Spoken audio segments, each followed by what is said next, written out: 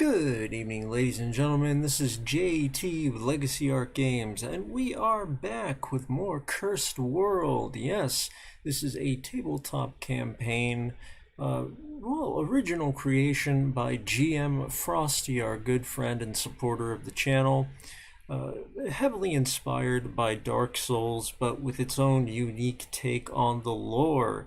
So, what happened last time? Well, our heroes went to the city of Isendor, hoping that the king might help them to gain power through his renowned collection of souls. But unfortunately, they did not get very far. The city of Isendor appears to be a very troubled place, plagued with a beast curse transforming its citizens. And, the king was not to be spoken with. We left the city and returned to the shrine with a new friend, Yoel of Londor, who is making, some very tempting offers. And, it turns out some tempting offers are coming my character's way too. So let's find out what happens and let's see where our heroes head next. I'm going to turn it over to GM Frosty. Have fun, everyone.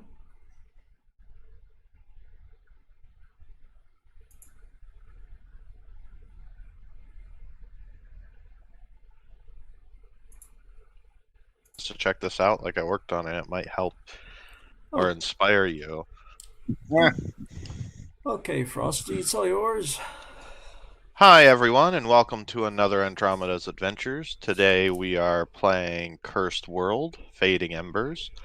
We are joined today once again by the amazing Kakiro, who is playing the Ember Knight, Kakiro. And returning as their snake artificer wizard is Zen. Yeah.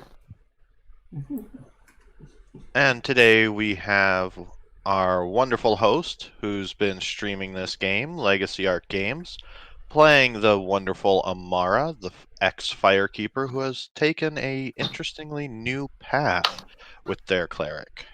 Hello, everyone. And today we are joined by a new player who will be playing the druid Tenny, a dragon druid. Ooh, I need to add them to the cast.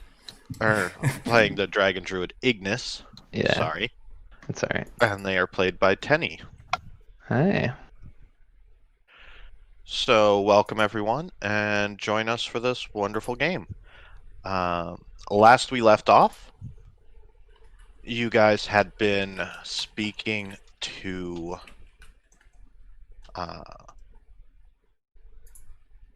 the pilgrim from Londor, Yoel.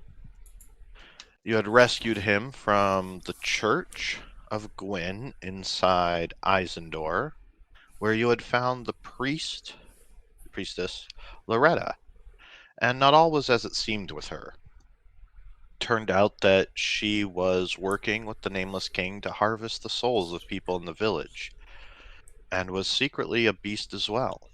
You quickly put an end to her, although the fight was momentarily challenging. You very expertly overwhelmed her and took advantage of her weakness to fire and made short work of her. From there, you returned to the shrine, and after speaking to Yoel, Kakiro and Amara made a bit of a bargain with him, embracing the magic of Londor and the dark sign, and let it brand upon their souls, gaining new insights and powers. And in the process, Amara sought to become something else, and reached out with her mind. She heard many whispers and different voices in her head that were willing to respond to this new desire. And that is where we'll pick up. Amara, as you are struggling to make a decision and trying to overhear and listen in, your mind begins to get flooded with images. Strange secret places lost to the world, paths through the labyrinth. You see the city of Isendor and Farron. Other cities, one covered in snow, one overgrown with lush vegetation. A long wasteland with a great city surrounded by golden light and ruins. And yet, amongst all of these cities, there is a strange fog. The buildings twist and bend, almost breathing as if they're alive. You see spidery creatures crawling along the outskirts and along the tall spires of the different cities. You've known these things were there all along, but never dared to look at them. All of their eyes are turning to look at you as you travel the world. And you get this innate sense of knowledge being offered. A hand of theirs reaching out to you, holding a strange stone. They all seem to be reaching and crawling towards you, and your mind struggles to keep up with all of it. It starts to ache, and the secrets flooding in begin to get overwhelming. They're tempting and fueling this desire in you to understand more about the world than should ever be known, but all of this information is just overwhelming you.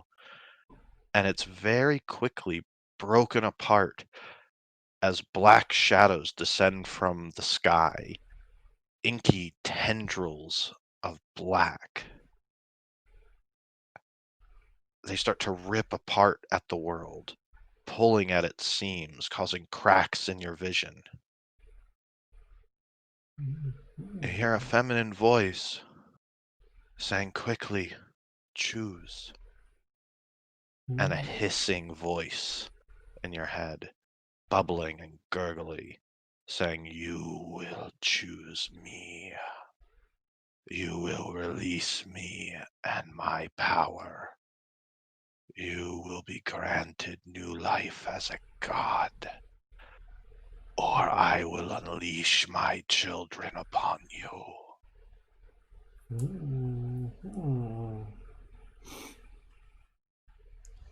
You feel the black seeping into you, trying to pull and work its way in, despite you not necessarily knowing if this is what you want. All the while, that single spidery hand covered in eyes and gray reaching out to you as though it was salvation. Oh my. Oh my. Well, Amara at this moment is thinking of what Yoel was pushing upon her, which was become the Lord of Londor, Lord of humanity. And, well, the last time there was a Lord over all the land, it was as a god. And so, while knowledge unlimited is tempting, well, the darkness is offering her something a little more along the lines of what she thinks she needs to accomplish her new aspiration. If the flame has rejected her, well, then maybe the darkness is exactly where she needs to be. And so, in the depths of her mind, she brushes the hand away and allows the darkness to descend. The blackness creeps in. You feel it pulling behind your eyes and seeping into your body as you hear the feminine voice say, "Farewell." And "Yes," it whispers in your mind. The blackness just surrounding and flooding your mind. It begins to pull away the veil that was put over your eyes by the shrine keepers, lifting your vision so that you may see once again. You feel the black ink tracing through your veins, deep, coursing its way through your body. "Consume the threads of my children. Find the 3 chords and open the door. And you come to, falling and collapsing at the feet of Yoel after he branded you with the dark sign. To everyone else, it looks like this took but a moment, but you saw black begin to seep and crawl from the tips of Amara's fingers up her veins.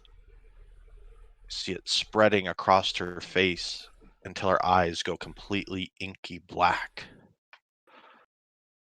And then it fades away, and she has black irises, blinded no more.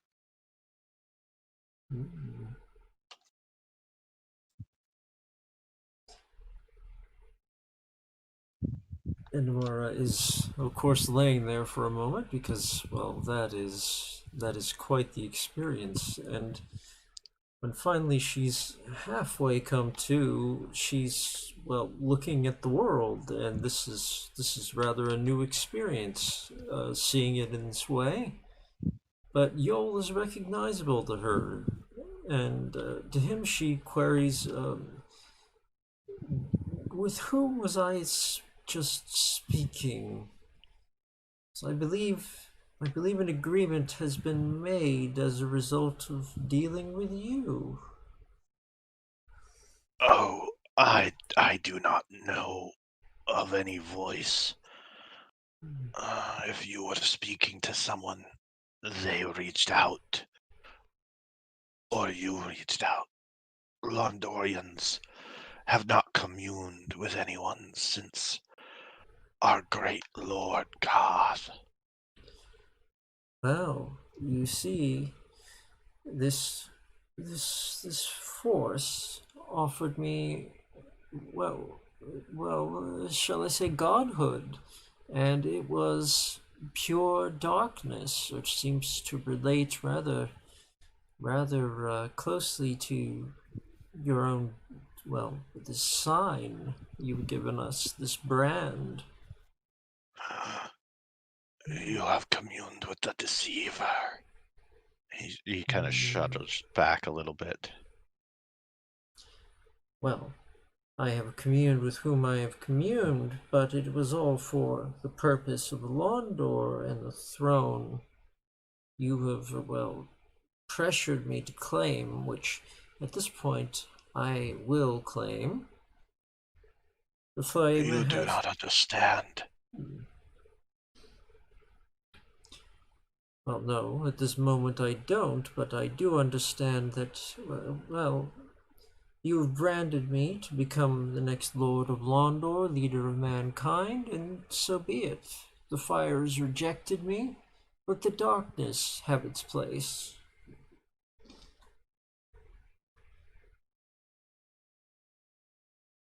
The abyss must never sit upon the throne of flame.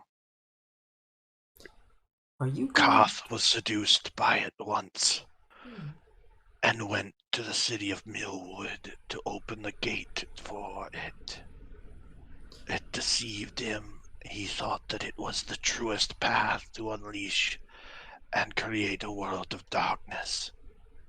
He learned from his failures and came to Londor to teach us, and warned us of the abyss. It hungers for this world and its life.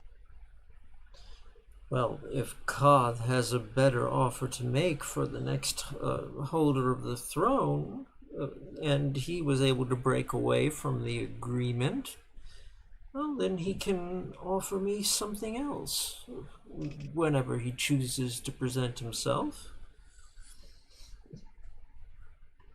For the moment, I'm not even quite clear what exactly the deceiver, as you call it, has done to me, although I can seemingly see in the way that you see, which, may I add, is very oddly blind compared to how I used to see.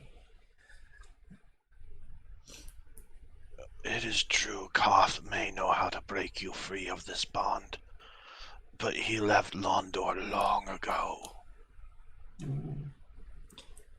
Well, I'm not giving up on the throne, whether you like the agreement or not. You pushed me toward it, and I have accepted the mark. Now I have accepted what I thought was a path to power to better ensure the security of Londor's future. And, well, if this was a mistake, you're going to help me correct it by finding Koth.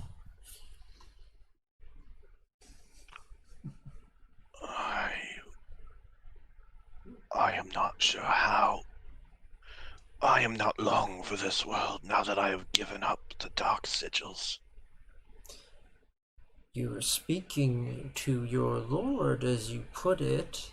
Direction would be welcome. There may be secrets left in what was once Londor. It is beyond the city of Farin, a long ways, through the cursed forest of the fleeing, covered in icy snow from the Pontiff. Oh, the Pontiff. Well, does this mean that, well, the next time we should happen back to the shrine, you will likely have passed? I do not know how much time I have left, but what I do have is devoted to each of you, my lords. I shall impart the sorcerer's knowledge I have to any who will learn, and aid you as best I can with my guidance, O great lords. But now comes the second stage of your task. You must collect at least 5 other sigils from those branded but are unworthy. Well, I have, needless to say, accepted all the darkness into me that humanity might need, and I am prepared to bring about its age. I will find the other 5, and I will take the throne. The fire, and she looks over at the new firekeeper, has clearly made its choice, and in fact did so long ago. Your sigils have revealed that much to me. And so I'm going to choose that force which might best embrace my potential.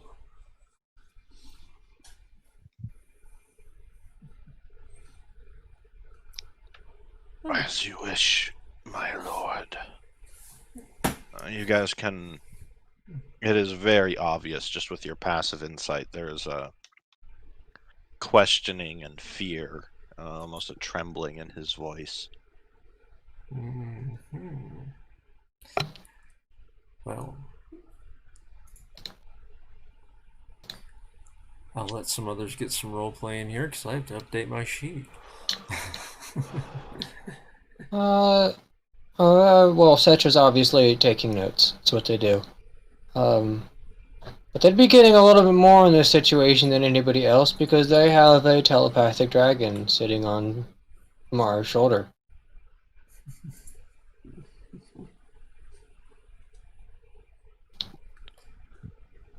Well, yes, I would imagine, unless the Abyss had the ability, Cetra heard everything. Yeah. They wouldn't have heard it per se. It would have been a layman's version of the offers because the dragon can only transmit simple stuff. Yeah. That's alright. And Kakiro, you've definitely heard this, and you almost get this a sense that Yoel is sort of looking to you to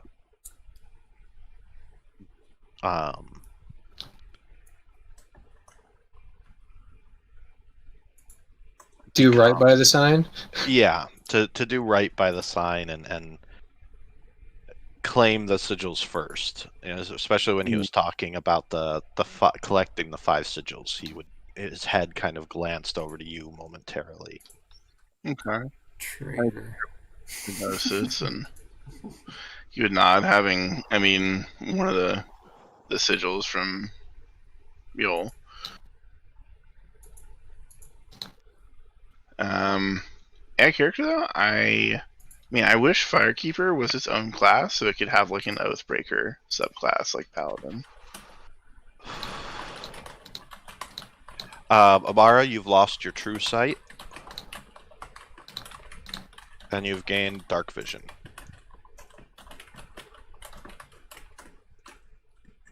True sight is so nice, though. It sucks to lose that. That's what I was gonna say. On the balance, that's a loss. Wow.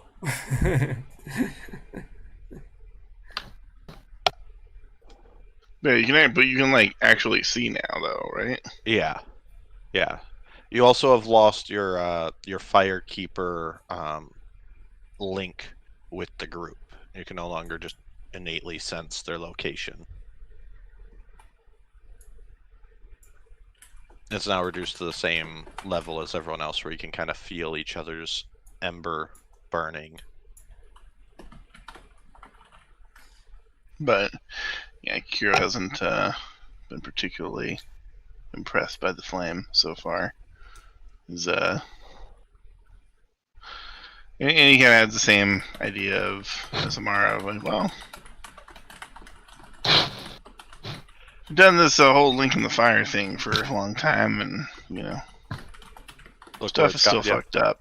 Yeah, so why not try darkness for a change? Yeah.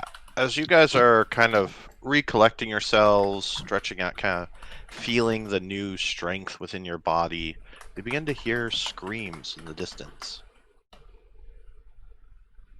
That has nothing to do with us. Such as over here thinking, because Amara's talking about being a new god, and Such is like, I've got a different god in mind. Setcher would have picked up something about the 3 chords to become a god. Yeah, because images would have been transmitted, so they would have seen the umbilical cords themselves. Let me repost specifically what the limited telepathy shows. But yeah, you guys could hear a lot of screams in the distance coming from the direction of Isendor. I regret my choice. Yeah. I mean, I was going to remind you that Nyx would have been influencing your thoughts too, but...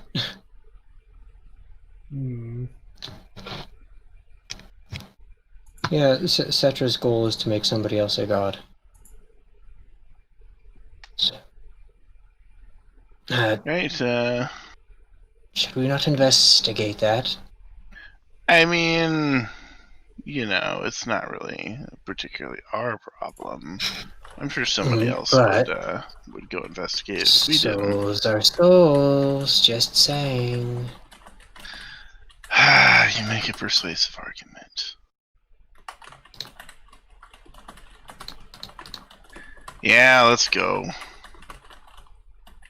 Alright, so if you guys are going to head to Isendor, you're going to use the fire to teleport to the shrine, to the chapel, or walk down the road.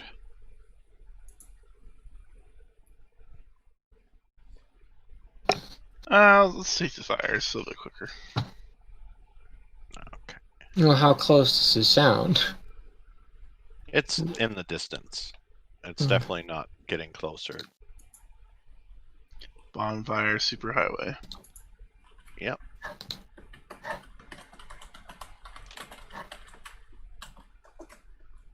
Let's drag you guys onto the map. I'm updating my sheet, but I don't know how to manually add Warlock because we aren't actually adding the experience points. I'll switch modes real quick. I mean, we're using maps I already know, so it's not like this is going to be that much of a problem.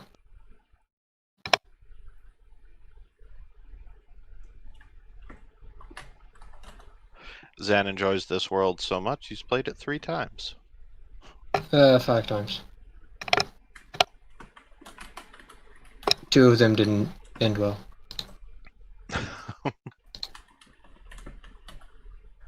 Alright, you guys teleport through the bonfire, and now you can hear a lot of screaming, all outside of the church.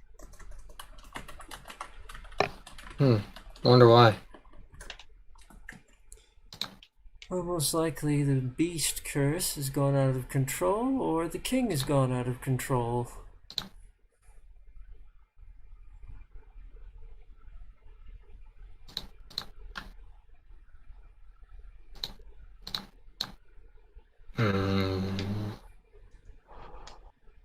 Well, the beasts are always out of control. They're stupid.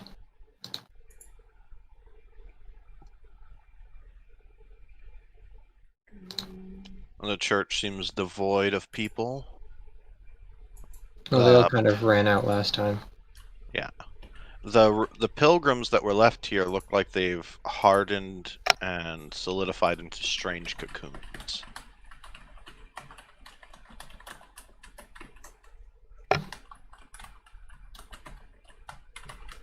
Setcher's gonna go first egg first. Setcher's gonna go examine those. They're slick and covered in a strange slime. It's very viscous. The large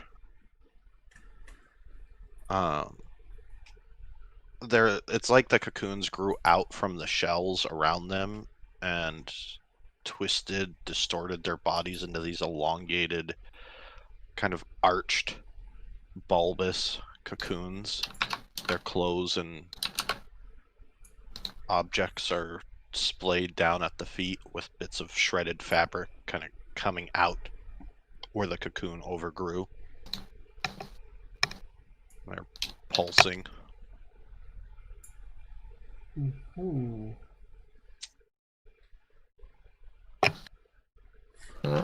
this is absolutely not as we left it, is it? Nope.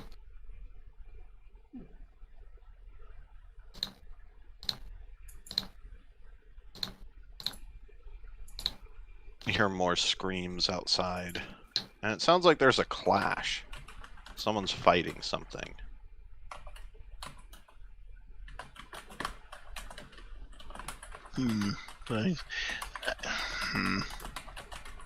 I think here I guess we'd go check it out, see what's going on.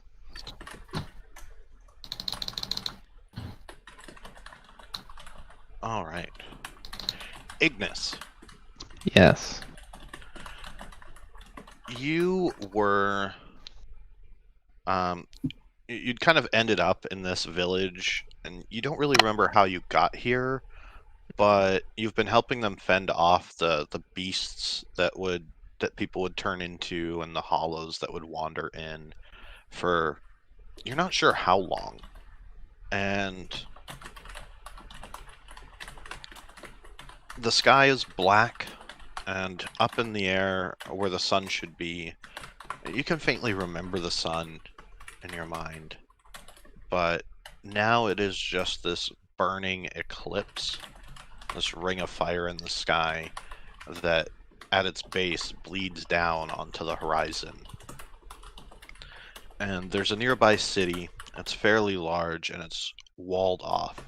You know that in this town people are regularly offered up, and these things called collectors would come. They're these large creatures with cages on their back that wear red robes and have black skin.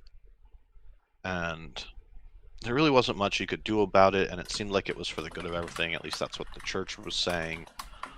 But you heard rumors about a day ago, at least what you think must have been a day.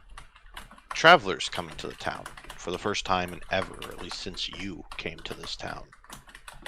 And they went to the church, and then there was screams and people ran out terrified, and they were talking about how Loretta, the priest of the Church of Gwyn, was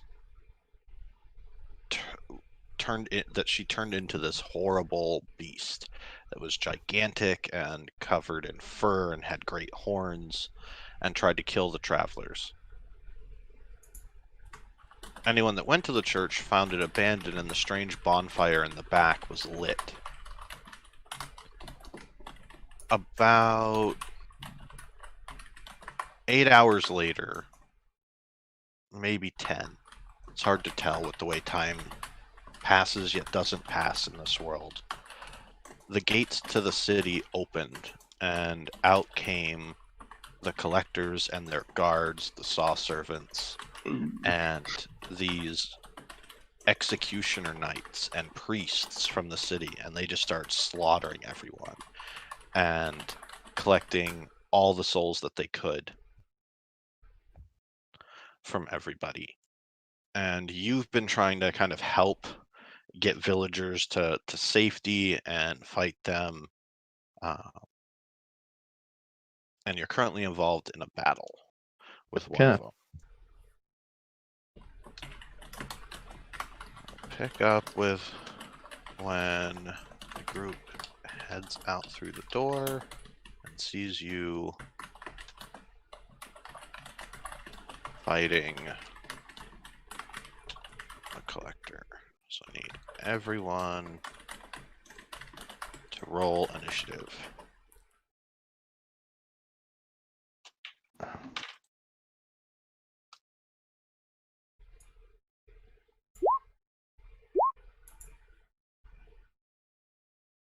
I might get to try out one of my new spells. Let's see. I closed my sheet when I switched.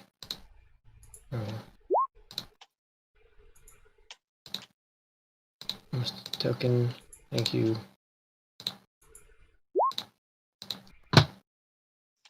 Oops.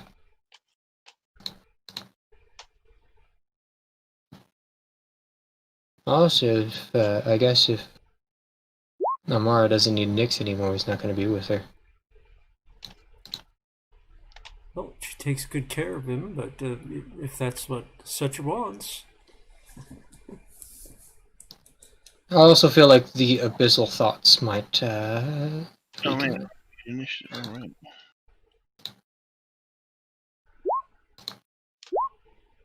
Boom!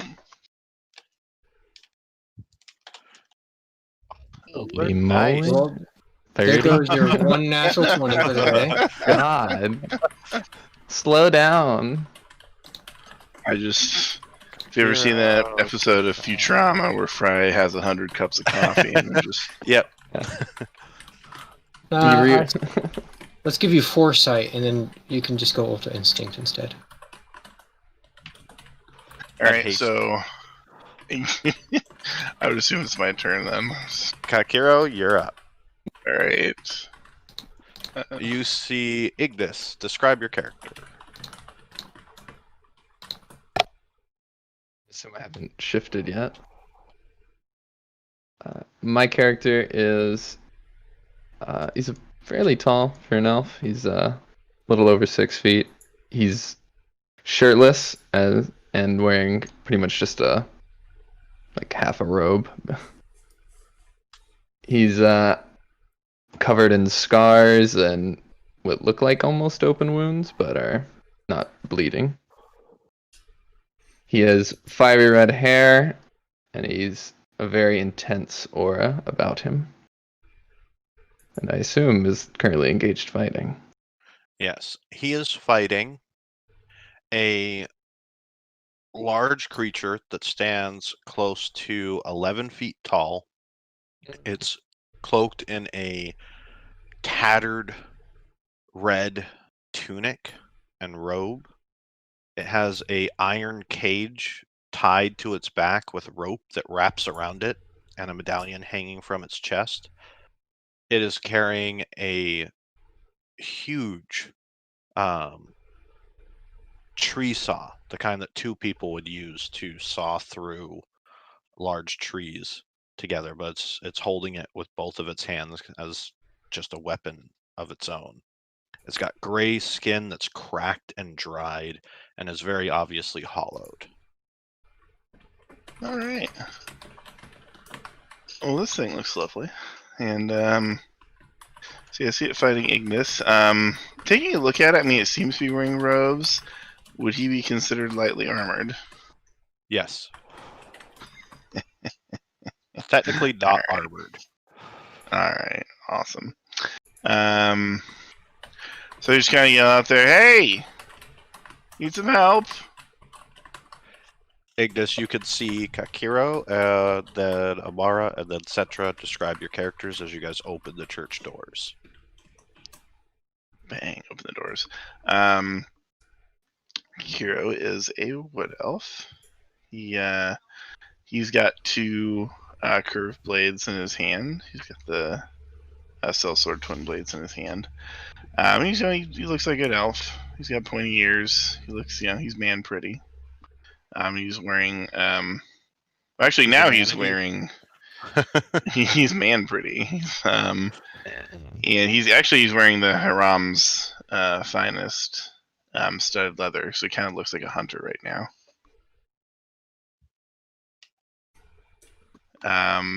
But yeah, that's just pretty much it. Amara? Oh, yeah. Well, Amara is, for the most part, human in appearance, although it's difficult to see much about her because she's shrouded from head to toe in layers of robes. At the moment, though, you can clearly see a feminine visage as the lower half of her face. The upper half, well, at one point, not so long ago, it would have been shrouded entirely, but now it's drawn back a bit so that she can possibly see. Only there's a lot of darkness where there really should be no shadow. And she's looking about and carrying a chime in her hands. Cetra. Well, behind Amara, behind everybody, is a very, very large purple snake person. Full snake in appearance. They stand 8 feet tall, but there's at least a few feet of tail behind them, wearing Canehurst armor and carrying a large, somewhat fancy spear. And around their neck is a strange crystalline amulet that looks like it's just a very alien-looking crystal. And flying behind them is a small, scaleless dragon. All right. Kakiro, what do you do? All right. I'm going to assume that he's going to say that he does want help, and I'm going to come out and see the rest of everything and be like, oh, fun. Yeah, I'll give you a warning about that other group. And I will move up to flank with Ignis. As you run out, you can see the hunter groups that you have run into before in Isendor are trying to fight one of the other servants. Okay, they're not coming after us, at least for right now. Cool. And I will hold my twin blades, and I will attack with my main hand. Wow. Okay. So double damage, theoretically. And then I'll use my extra attack. Ugh, come on. Those will both hit. Oh, snap, okay. As you're cutting into it, you realize that this thing is not wearing any armor and has no protection. That is very good. Its skin's a little tough and hardened, so it's not as easy to cut into as a flesh and blood individual, but seems like my sellsword twin blades are doing a bit more than my molten blades. I do want to summon one just for defense, though, so I will expend my bonus action to just summon just one molten blade that will just kind of pop out from existence and kind of form. The kind of fiery blade is floating around me. all right. And that'll be it. Huntsman's turn. Huntsman's gonna swing his axe at the Hollow Saw Servant. And miss. We're about to see these huntsmen just get, like, obliterated, aren't we? Probably. The There's a rifle huntsman is going to fire his rifle. And hit.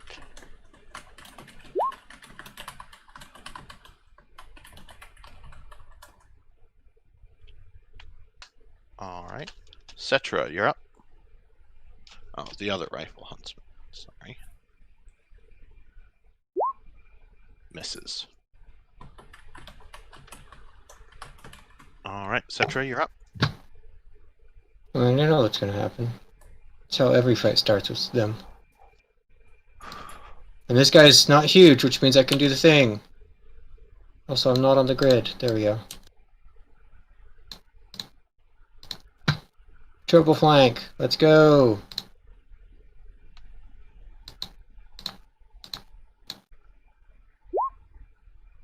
Two Your to hit. spear will hit. Bonus action, my athletics check, no advantage because he's large. And, just in case, I'm going to portent his athletics check to a 6. Okay. So I So will we're- roll it. Plus whatever his athletics would be, but I highly doubt that's a 22. So let No, me add that in. would be 16. Oh, God, plus 10. So you Holy take, moly! Oh, I might have to do that Plus next 10 round. Let's see. athletics. Well, I've got a plus 7. gold star Olympic gymnast. And that is turn as Ignis, you see the snake come over, stab the guy, and then just wrap around him and start crushing. Yeah. Well, it's not that he has an athletics of 10. He's got a lot of strength and some athletics.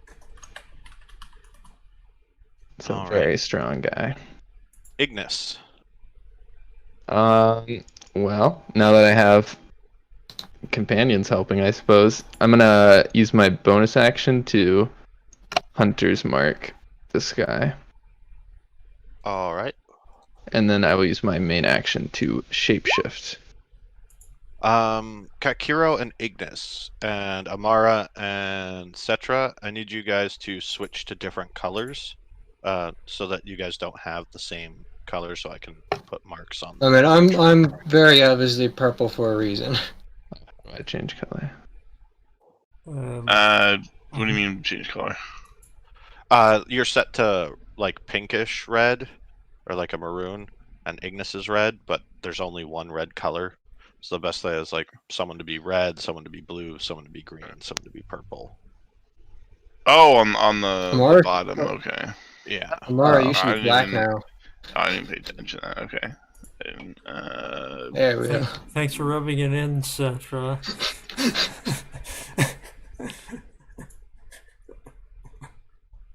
All right. Yeah, and then my main action will be to shapeshift into a copper dragon. Wormling. All right. I recommend not deleting your main token, just drag it Yeah. off somewhere to maintain Oh. initiative. Yeah.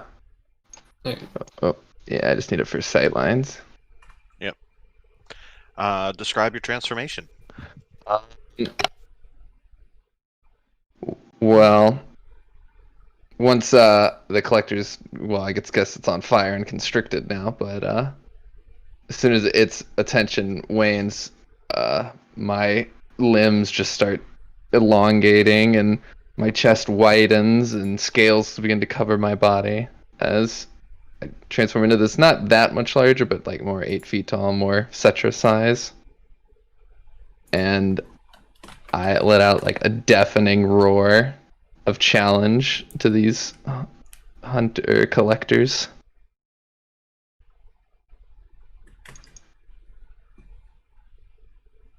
All right. Shield huntsmans are going to attack.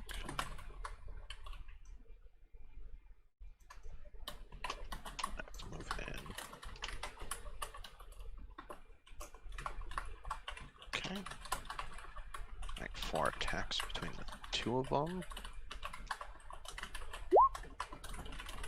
Miss. Does he hit his friend?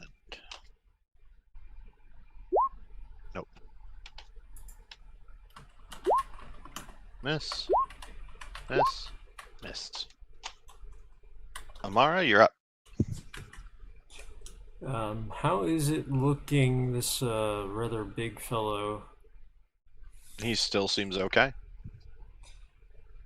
Amara suggests, I recall, not to interrupt, that, well, if you get into the cage, you get into the castle.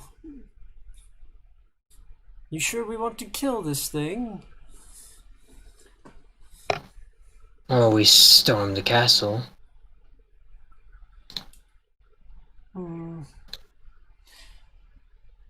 Well, at the moment they seem entirely engaged with him, so she's going to cast a guiding bolt on it. Okay.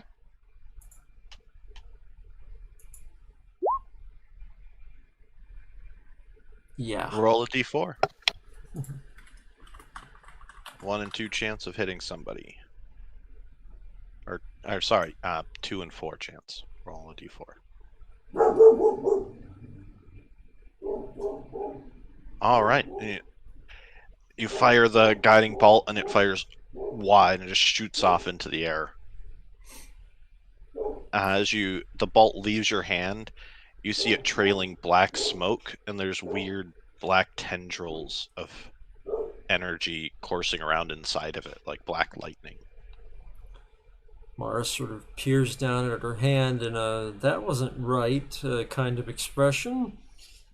She puts this off to being used to having normal sight, and well, that's the end of her turn for the moment. Hollow Saw Servant is going to make his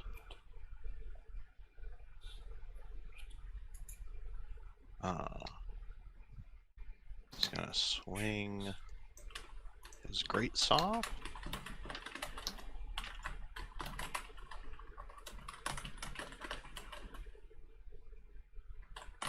Actually, he's going to charge through them and try and gore them all.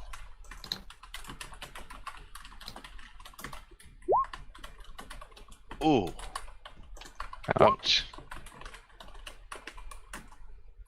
That'll kill that one. And that one. And bloody and almost kill the other two.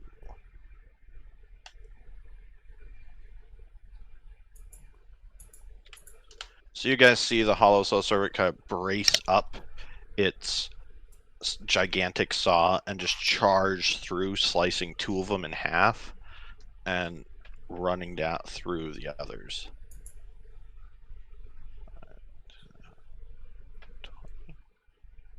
Okay. And all the souls dissolve into it instead of going to you. Collector. Uh-oh. Is going to swing its gigantic sword once at Cetra and then once at Kakiro. Proc my sentinel, and I get a free attack. Alright. Well, his attack should go first. Oh, yeah, I guess that's true. Also, I'd have to do it with advantage, so. 14 does not hit Cetra. And Kakiro. 12 does not hit Kakiro. Kakiro, it's your turn. Alright. Reroll the bite. Yeah. Yeah. 18. That will hit. Oh, minimum 3. Okay. Oh, sorry, plus Hunter's Mark. Yep. An additional 2 is 5. Kakiro, your turn. Alright. See, I'm just gonna. Does he look injured at all yet? Not really.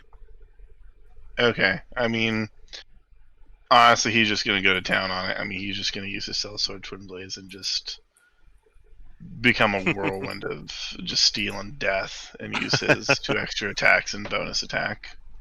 All right.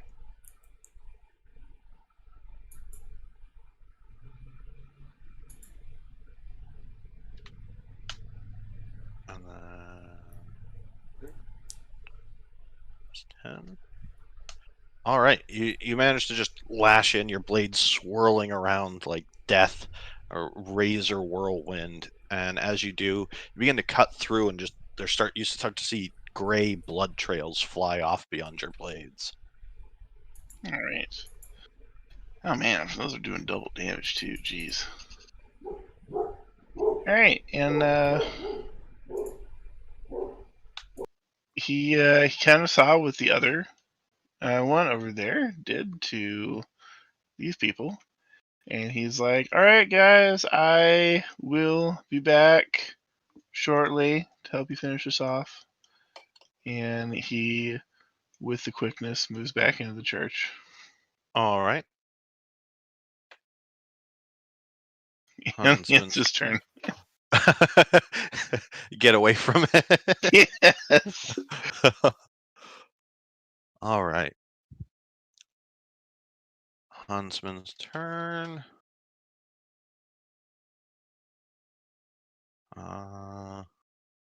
It's gonna run up 5, 10, 15. Try and deal with the thing that just killed his friends. And swings his axe at it. Misses. One rifle huntsman's gonna try and give you guys some help while the other one attacks that one. Because he thinks helping you guys deal with that thing faster will get you over here to help them faster. That's fair. First one. I really hope one of yours. them isn't the one who ran away. That hits. For 3. As the loud booming gun fires.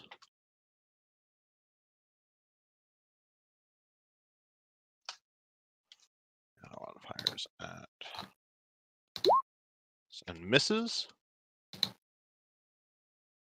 And you hear the cacophony of shots as they're firing. Cetra, you're up. And Ignis, you're on deck. I've never had something strong enough to make this worthwhile, but I'm gonna do it this time. Cetra's gonna put their hand right in front of this thing's face while they're squeezing onto it, and let loose a level 3 burning hands on its face. Well, you can't quite That reach is- his face, but oh. I am 12 feet long. I can reach his face. 2 1s, 3 3 1s. 1s, a 2 and a 3. Roll D4. No, it's a saving throw. It's not a. Oh. That's not how this works. Can I use Sorry, my inspiration I thought that was to? the hit. Can I use my inspiration to reroll damage? No. That is the worst damage that could ever damage. Just about. That'll hit. And then the first damage was 1, 2, 3. So I did 8 damage with the Okay. 3rd level spell slot, guys. You know, my highest level spell, and I did nothing. And I can't use my bonus action because I didn't use an attack roll. Ignis, your turn. Actually, no. I'm just gonna unleash my acid breath directly on it. So, deck save.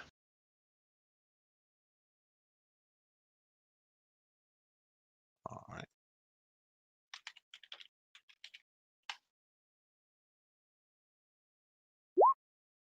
Nope. Okay, 14 acid. It's definitely like it's bloodied. The acid is burning away at its flesh. It's getting hurt. I'm gonna go and move and flank it. Try to keep its attention. Shield huntsmans are dead. Amara, you're up.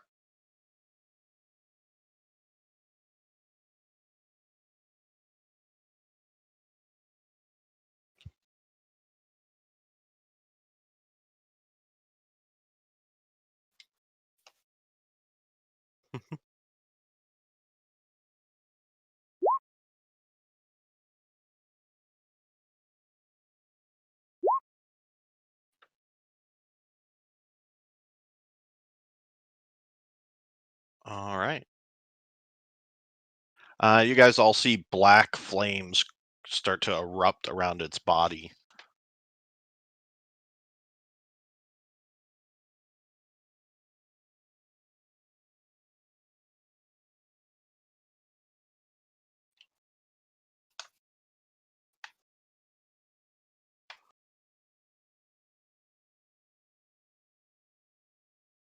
All right. Hollow Saw Servant is going to swing. It's going to come down here. Swing once at the Huntsman to his right and once at the Huntsman to his left. That is going to hit. And kills it. Just slices through the guy. Second one. Manages to barely hold on to his saw. Collector is going to swing twice at Citra that keeps blasting him with stuff and squeezing him. Mhm. First Second one hits. misses. Second one hits. I can't shield that. The saw just digs into your flesh and your tail, That's pretty slicing fucking through it. fortnted. Opportunity to bite him in the back. That'll hit. Oh, plus 1d6. 11.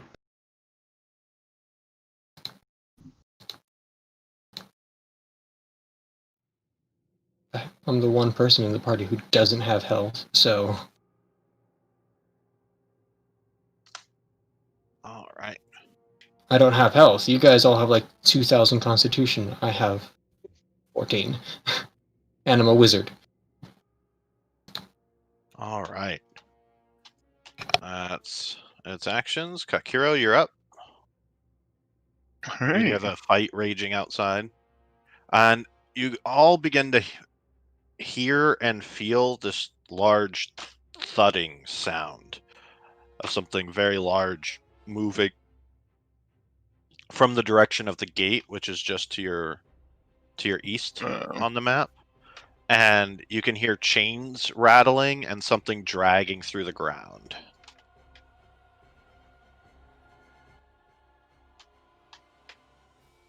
All right, so 30 feet. Oops, 30 feet to get there. So 15 left. And then I will. Is this thing looking injured yet? It's bloodied and Okay. starting to look beaten up. All right, so he will. They're fairly large and beefy creatures. It definitely looks like it'll take some work to take it down, but you guys are making really good progress, and it doesn't look like it's doing great. It's got a lot of wounds and cuts and slashes and bite marks, and there's bits of acid burning away at its flesh. Okay, so Hero once again then just expertly attack it as just whirling dervish steel of death, destruction, Right. and then bonus action. Ooh, another crit.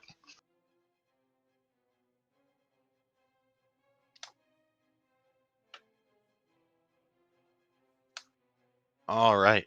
And with your final attack, you manage to slice through it, cutting up across its chest as it kind of and stumbles back, but as it falls to hit the ground, it just bursts, and all the souls fly into you. Nice. That is 1,800 souls. Oh.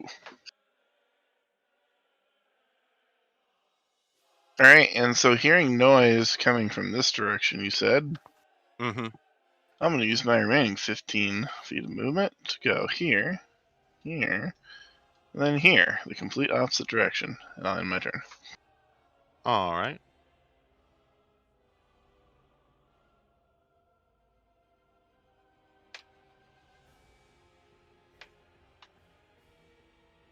Huntsmans are dead. Rifle Huntsman is going to... They're both going to... This one's going to try and get away so he can shoot and take an attack of opportunity.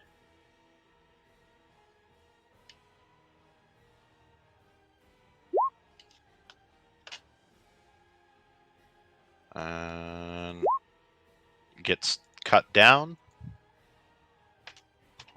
Last Rifle Huntsman's going to fire and try and get away. He'll actually manage to hit this time for 8. 5, 10, 20, 30. You over there, help us! There's something big coming on the way. It's a gigantic one of their priests.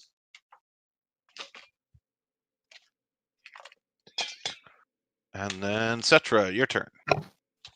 Yeah, but what about that one right there? Bonus action. An action. Let's see. That might not help right now. I will just use a simple firebolt right now on the Saw Servant. Well, my damage is garbage today. Alright. 7. Ignis, your turn. Your charge failed. I'll get on the other side of this Huntsman. And I will... What are Large these? creatures turning to face you. Oh. You can see these large crows just hanging out by the side of the church. They drip oily and black. You've seen them around town and in the woods outside. They tend to ignore anything unless it gets too close, but then they swarm and try and peck it and eat it. I will ready my action to attack if the collector gets close, or the Oh, okay. whatever he is. And I will use my bonus action to mark him with Hunter's Mark. Okay. Amara, your turn.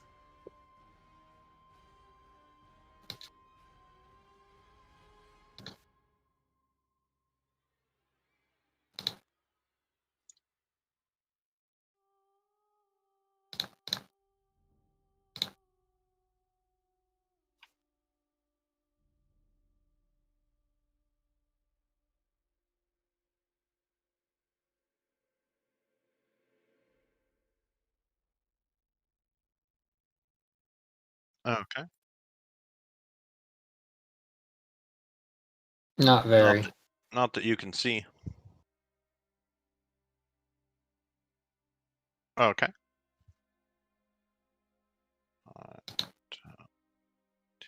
20, 30, 35, 40. And it mounts up its blade and is going to charge and try and gore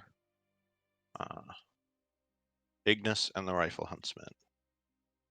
Let's see, how far is 40 feet? That will also hit Amara and Cetra. Well, unless it's going down at an angle, it shouldn't hit me. Which means it would miss the Huntsman.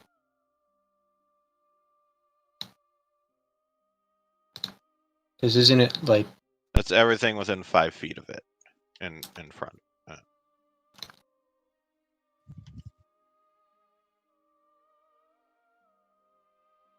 Well, Ignis's thing would still go off, because Yep. it's not an attack of opportunity, it's a ready attack. Yep. Yeah, so as it's running at you, you'll get your attack. So Yeah. roll yours. Oh, no. Crit. Nice. And then plus 2d6 for my hunter's mark. You should add a global damage modifier. It'll make that easier. Oh, is that how you do it? Yes, on the cog page, global damage modifier. I see. So your attack does, you manage to bite into it and rip a chunk out as it runs and charges past you. And you definitely have bloodied it. But here's the thing I can do. As I recall, that counts as an attack roll, doesn't it? Not a saving throw. I'm porting that to a 7. All right. Ooh. So it will miss. So 7 plus whatever its bonus is. 4 is 13 plus 6. So 13. 13. Yep. 13, I don't believe hits anybody. It I will think it hit hits the hunter. Huntsman. Yep. Oof. And it bloodies the hunter, slicing him pretty well. You guys are welcome. All Important. right. It's the most overpowered ability. Kakira? All right. Although that's both of your portents. Yep.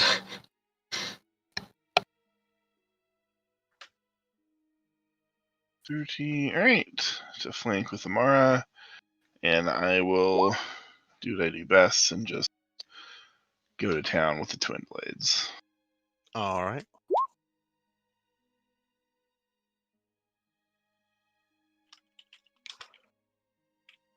All right. That first one will miss. Do I have Advantage? advantage because I'm flanking?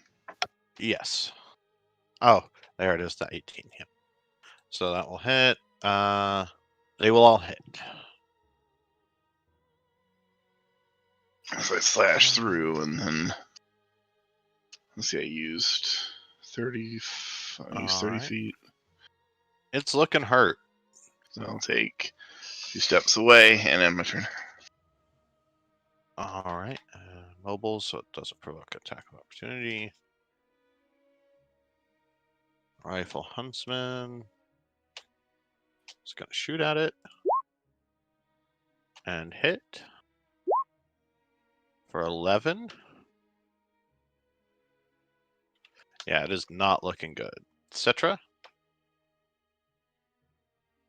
Sesh has been saying that this guy's been moving a lot. So one, they're not going to grapple it because they remember what happened with the lizard. But they're going to be using this. It's a nice cantrip I forgot I had. Anybody who knows cantrips knows this one. 16 hits, right? Yep. Barely, but it does hit. I clicked the thing, the damage isn't rolling, let me try again. There we go. And if he moves, he'll take some damage. What's the thunder from? Booming Blade. Actually, you managed to stab him in the back, and it roars, and then bursts into souls for 700. Booming Blade is very nice for guys like this that move a lot.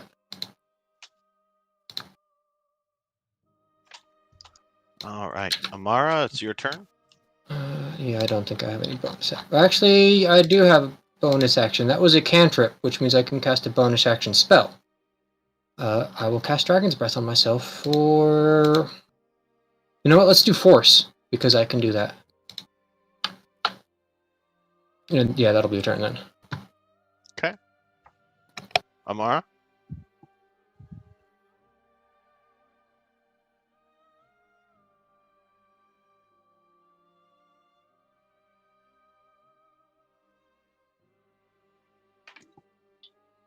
All right.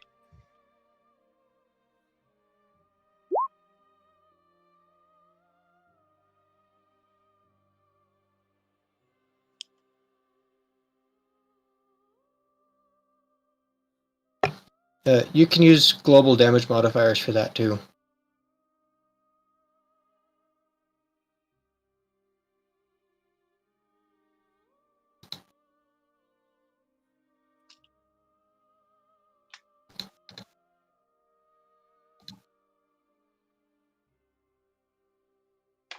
All right. Everybody else, heal 7. Oh, okay. I mean, I don't think anybody but me was injured. As you see the life force drain out of the rifle Huntsman.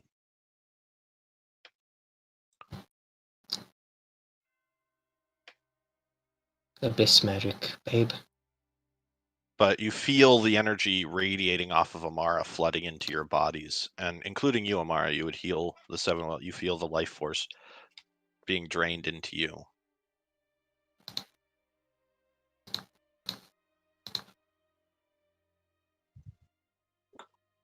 All right. Giant Priest's turn. Anyone that can see it would see it reach down and just with its gigantic hand grab a huge chunk of the ground out of the earth and compact it into a ball, reach back and throw it towards you guys. You're the whistling as it flies through the air. And it's going to try and drop a rock on all of you. Actually, What's the radius of it? it's just one person. Okay. Yep. So it will, since Kakiro's the closest, Kakiro. All right. Oh, Yeah, that misses. yeah, it just, you guys see the gigantic rock just slam into the ground way off in the distance. Overshot. And so, which way did the rock come from? This direction. Huh. Oh, I see it now. I didn't scroll down. Yeah, same. I just saw it. All right, Kakiro, you're up. I could do the fun thing. Always do the fun thing. I only have 45. Oh, I actually can't get to him, even if I dashed. Can we get there? So I will move my 45 feet.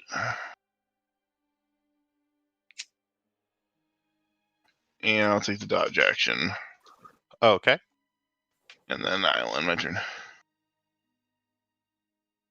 The rifle Huntsman looks at Amara, is like, what did you do to me? What are you? And turns his gun to Amara to try and shoot. You do have Sentinel, so you can attack him, Ignis.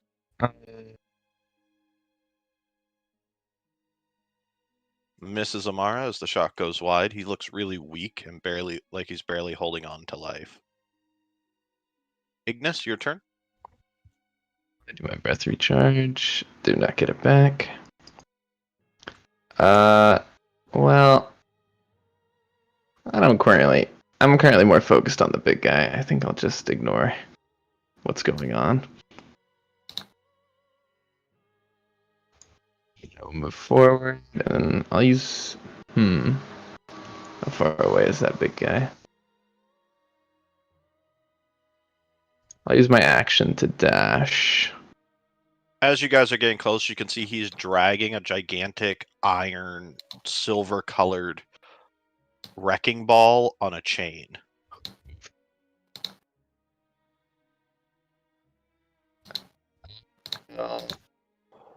Cast my Hunter's Mark, reapply it to him. Okay. It's a 90 foot. Yeah. All right. Cetra, your turn. Just doing some measurements. I don't think I can get in range for a super good spell on him. So, I mean, this guy looks pathetic up here. They could just end him right now, but instead...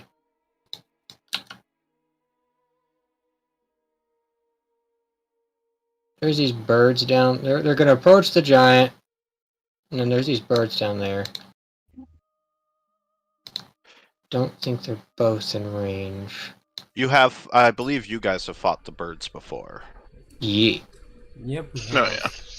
So Cetra is basically going to hold their action if the birds come towards both of them come in, and if maybe anything else, they'll use their action to Dragon's Breath. Okay. It's not fire, so they're not vulnerable, but it'll still hurt. Amara, your turn. Oh, well, she is rather perplexed by how her healing spell sort of backfired, but in her favor. Nevertheless, the hunter did shoot at her, so she is going to return the favor with Toll the Dead. Okay.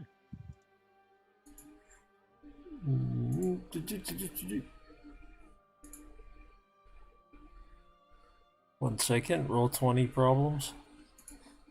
Yeah, it's been. Yeah, this past week, your Toll the Dead isn't doing both. It should be also. It's not even updated. Your Toll the Dead is broken. Roll. You're gonna have to roll the damage manually. Roll 2d12 because he is injured, Yeah. and you're level 5. So.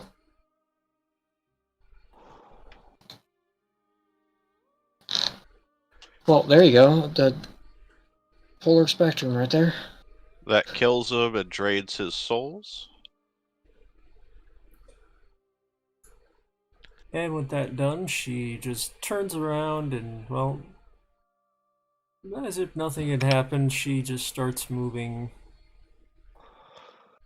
Even though you got the souls, the body doesn't disappear. She starts moving closer, for the moment interested in this, well, gigantic thing down to the southeast. Roll a d4, Amara.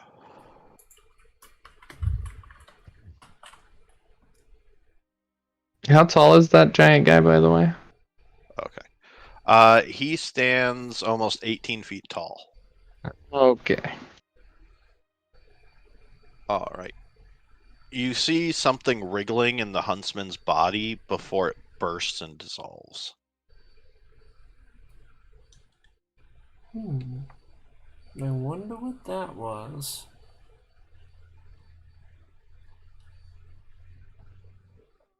All right. And you get 100 souls for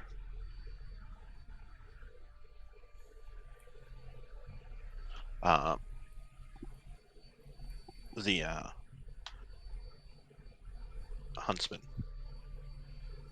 Giant Priest.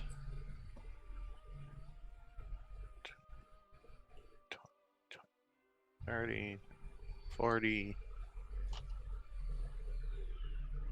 Seeing Kakiro running up. It's within the range.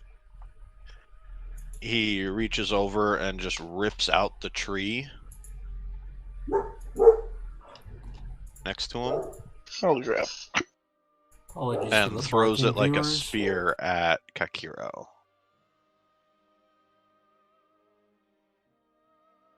Alright. But he has disadvantage, as I'm Oh, dodging. you dodged. Thank God, because that, I just, barely duck under it. I feel like one of the branches, kind of hit my hair. Yeah. I'm thinking You just see it Avatar. explode into one of the buildings and the building blow up just from the sheer force. I'm thinking Avatar: The Last Airbender when Katara's fighting the Master and they throw the disc of ice and just goes Yep. right past. Kakiro? Alright,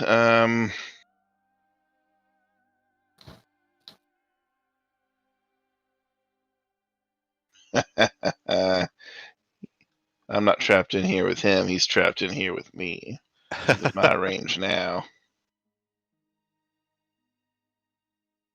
So, This tree is gone, by the way. alright. So, yeah, I will move here to run up on him. And so now that I am close, can I tell if he is lightly or unarmored?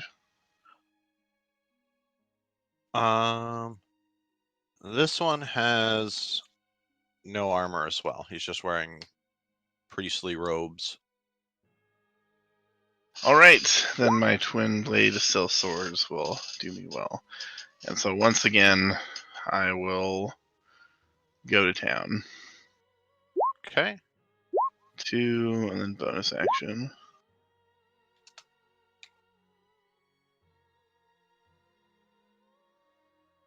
First one will hit. Second one will hit. Third one will hit. All right, and I actually use all my movement to get here, so I will actually just end my turn. All right. Rifle Huntsmans are dead. Ignis, your turn. See if I get my breath back. I do not. You know, this game has really bad luck with recharges. I've got a bad history of recharges, specifically with breath weapons. That's why I like the spell instead. I will use my action to dash and get in range of this guy. Okay. And that is my turn. Cetra? So the birds didn't do jack? Nope. They're just chilling. Okay. They've got their eyes on you.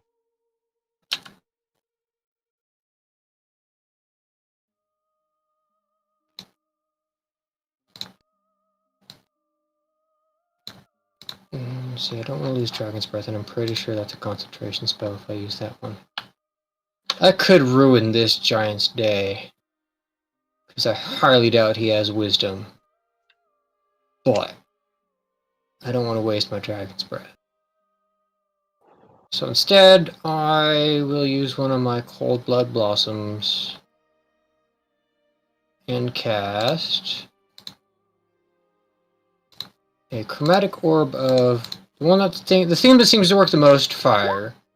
16. That will hit. Yeah. 4. Ignore the thunder damage. I forgot to turn the booming blade off for 27 fire damage. Okay. Take one of those off.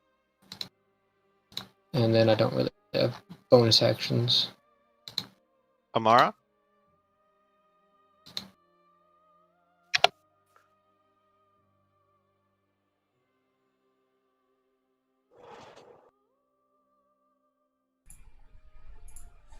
Mara is going to move as far as she can without dashing, which is to here.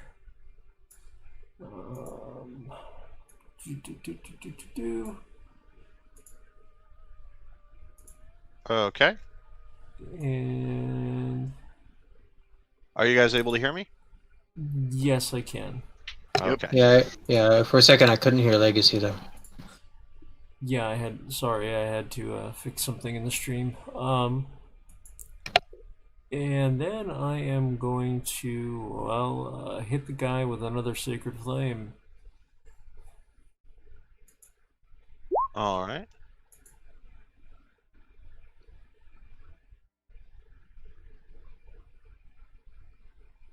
This time it looks normal. And she has no bonus action to take, so she's just curiously watching the difference in her spells as she ends her turn. Now it's the Giant's Priest turn. It growls and grabs the chain attached to the gigantic ball that it's been dragging and turns to Kakiro, angry at his furious slashes. Uh-oh. And seeing that the dragon is nearby, it sort of twists its body for a moment and then starts swinging the chain in a gigantic circle around him. Ignore that, Oh, no. sorry.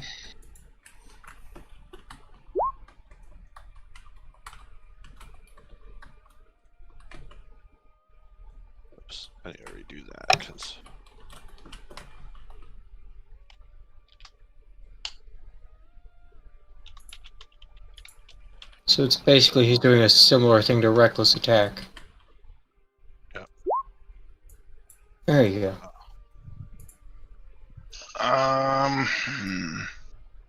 18 bludgeoning is not bad.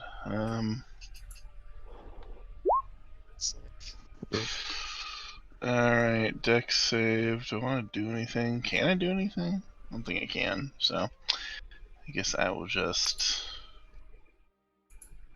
roll out of the way. Ignis, did you give yourself max HP for each of your levels? Done.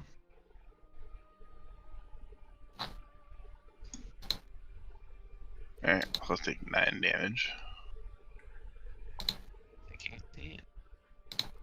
Okay. Oh yeah, that's your dragon form. Yeah. That's why the HP is. My normal form is 55. All right. I'll So make half a- on save, so you take 9 damage, Kakiro.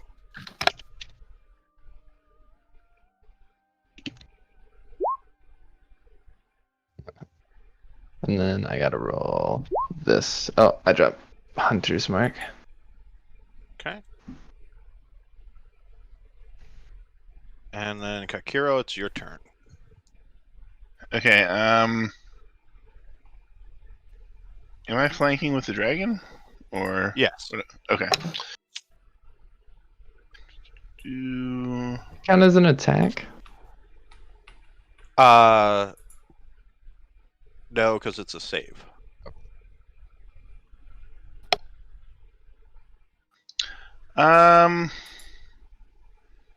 yeah, I think I kind of want to kill this thing now. So we'll see what it's, All right, so I'm going to again go ham.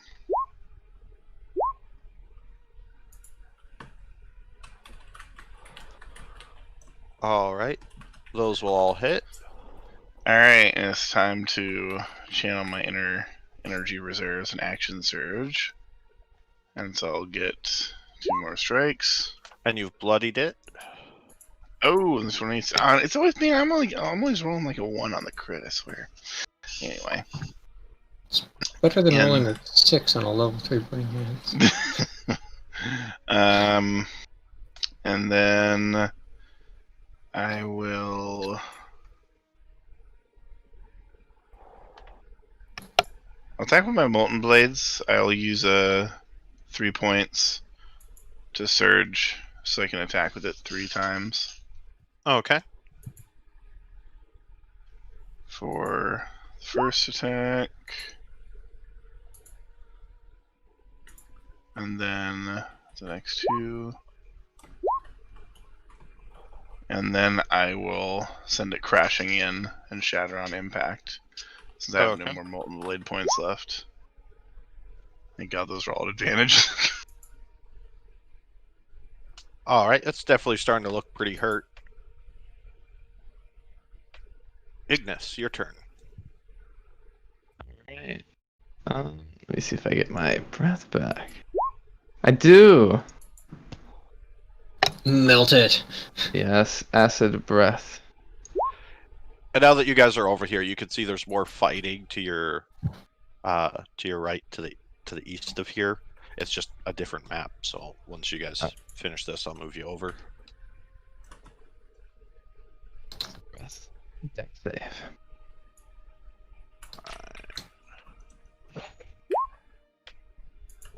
15. Just covered him in acid. Oh, okay. Yeah, it's not looking good. That acid is burning away at it. Its robes are starting to dissolve. It's bleeding. It's got slashes all over its legs and its body. Cetra, your turn. I'm just trying to think. Neither the fire nor acid seemed particularly extra effective, I'm assuming. Nope. And now that you've run past, the rats are going to see you. I mean, I ran past a while ago. Da-da-da-da. Sadly, the force thing only applies to my dragon breath. I can't do it for chromatic orb. I did 134 damage that turn. Yeah, it's looking really hurt. Poison I don't think is gonna work because they're that. So I will do another chromatic orb of lightning. He is vulnerable. He's open to attack, so even I get advantage on this one. Yep. Always one Nice. away from the crit. Every single That'll time. hit. For 27 lightning damage. Oh, he is barely alive. Amara? Hey, Uh, Amara. bonus action. Oh, Ah, pardon. You always forget my bonus actions. That's it, though. That was just restoring some spell slots. yep. Is he still standing? Yeah, Oh, well, in that case, barely, but he's still standing. Amara is going to try something new, which has just come to mind, and, well, she's going to lift her hand and hurl a bolt of black energy right at this creature. Something they've never seen her do before, most certainly, and it would be an Eldritch Blast, although it has not set itself up in my sheet, thankfully. Let's look at 1d20 plus charisma plus proficiency.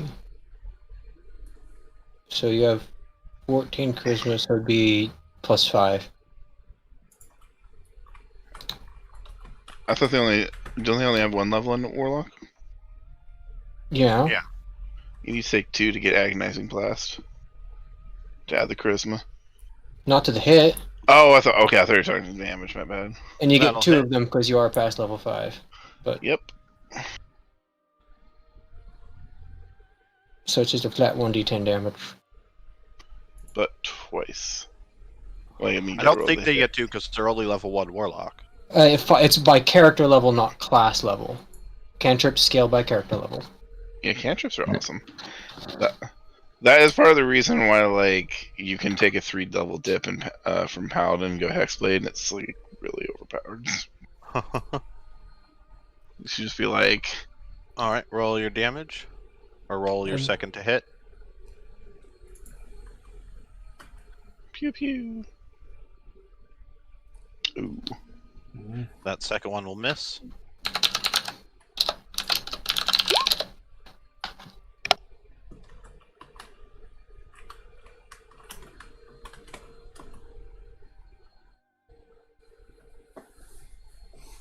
Alright. So that is 7 force damage on him.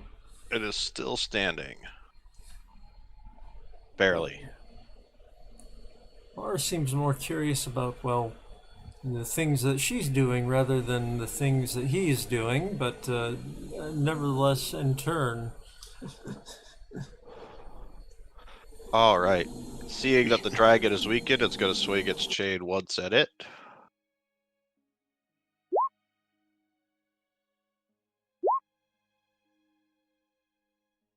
As it just swings the giant ball into the dragon's face, smashing it.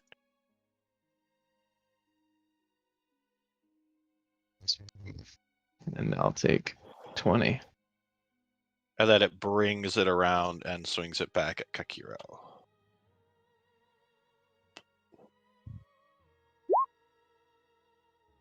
Yeah, that'll hit. Nothing to do about that. And Ignis, make your strength save. 24. Or not an opportunity, but a sentinel attack. That'll hit. That was a And- saving throw. That's not a sentinel attack. Oh, Sorry. Yeah, there's the attack. alright. So you're not knocked prone, Kakiro, and your sentinel attack hits, and you manage to slice into its tendon, and as it falls to the ground, you dig your scimitar, or your blade, your scimitar into its back, and it bursts into souls, giving everybody 2,000.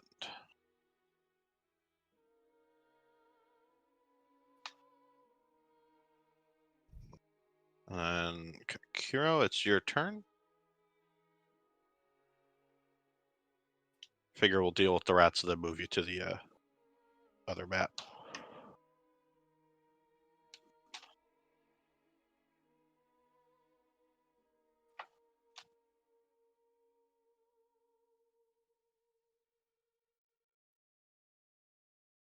All right.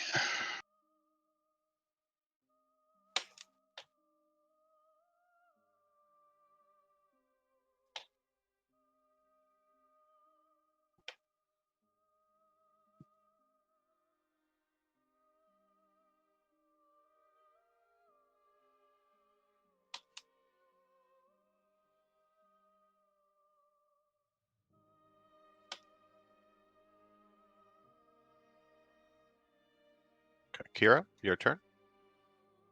No, I thought we're not moving to the other map. Or... We've still got things on the board, though. Your character probably doesn't know. I think Cetra's probably the only one who's noticed that things are threatening. I can.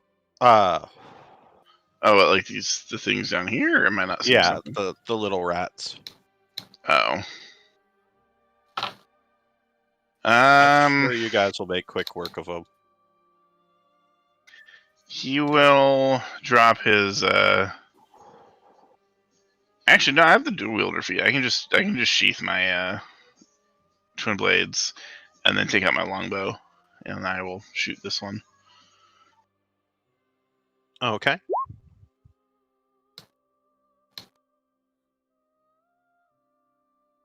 That will hit and bloody it.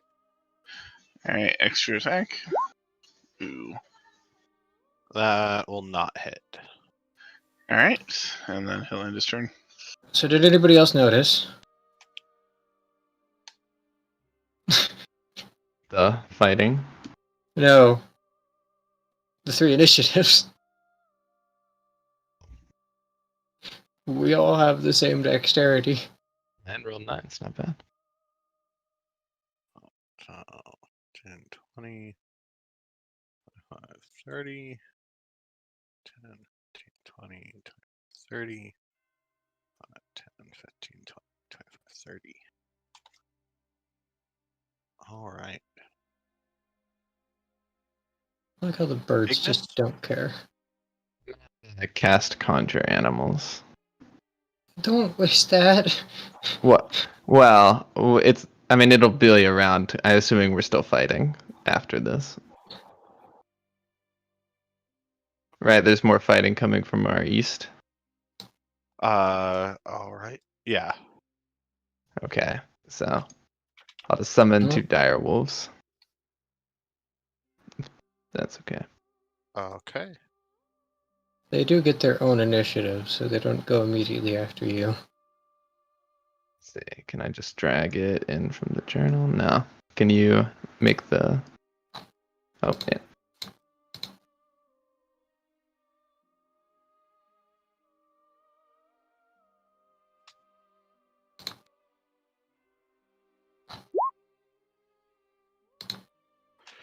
Actually, I'll give you control over them.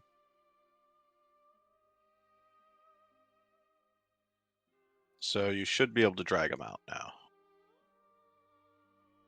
So Control. Can you control this other one? yes, Okay. I'll summon them.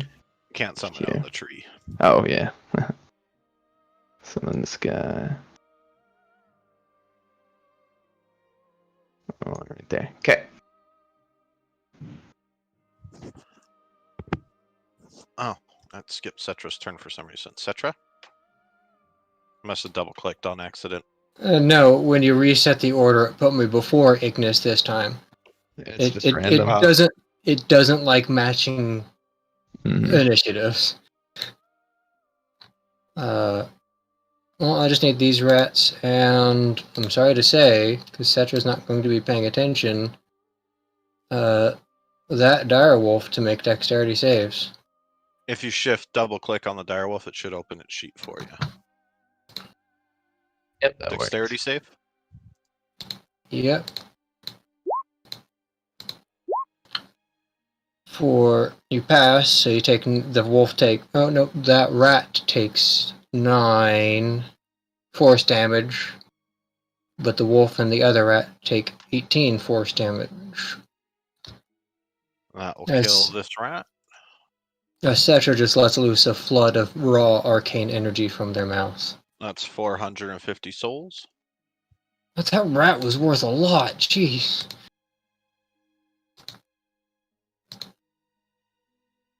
That's the most valuable rat I've ever killed.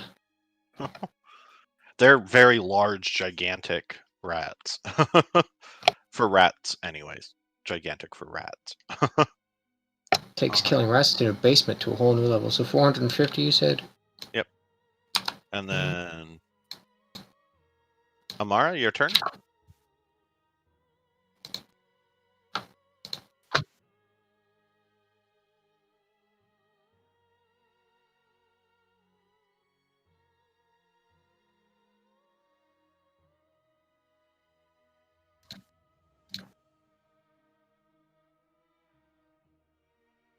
Okay.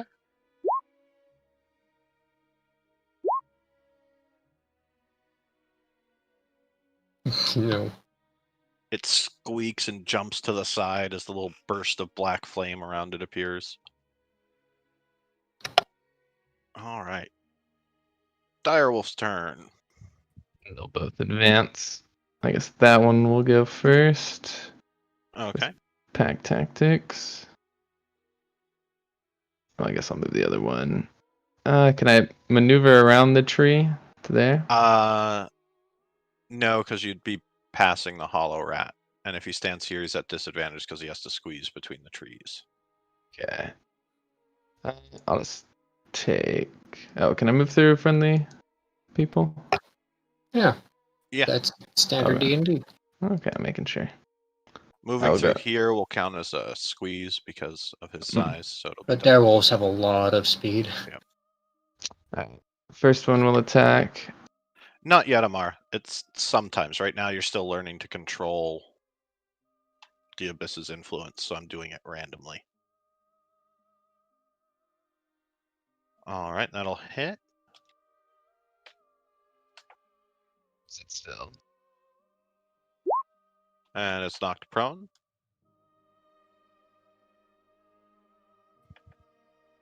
And then the other direwolf will bite. 16. That will hit. And it's not quite dead, but it is not looking good.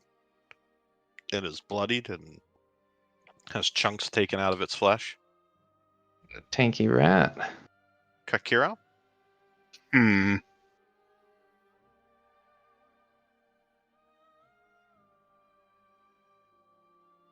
Well, that one's prone, so I'll have disadvantage on it. So I will shoot at this one. All right.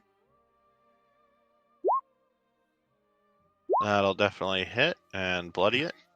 All right, extra shot. Pew pew. Man. That will hit and kill it Oh, for snap. another Okay. 450 souls. All right, and then I will move a couple steps closer. On my turn. All right.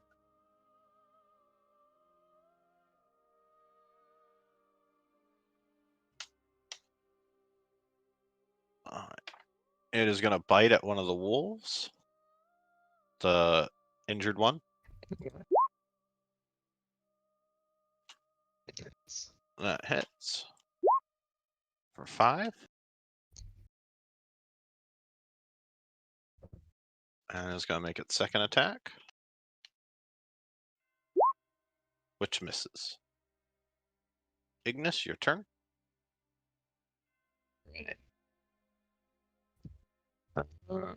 Close.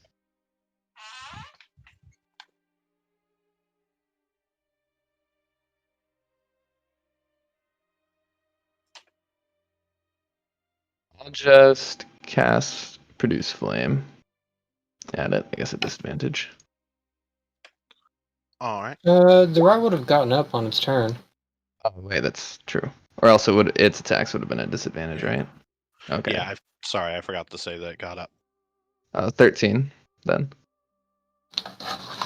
13 will hit.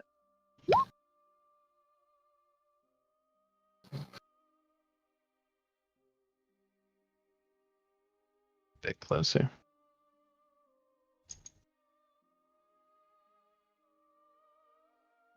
All right. And with that, you will kill it.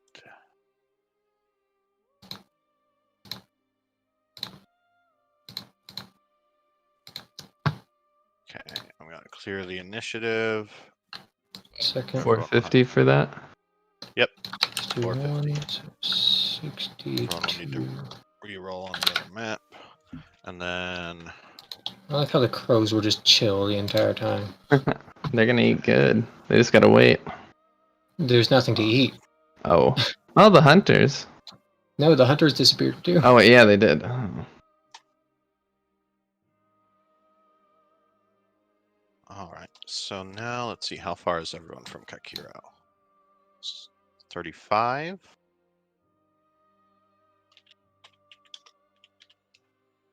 And Cetra is 45. Ignis is 35. Wolf 1, which is injured, is also 35. And Wolf 2 is 50. Okay.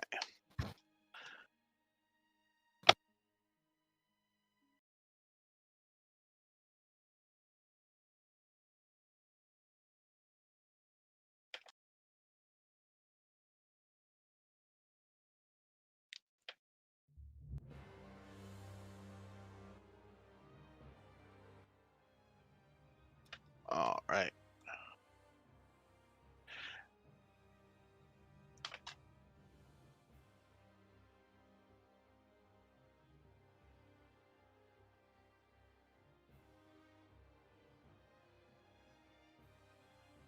I guess it's just here. This is here.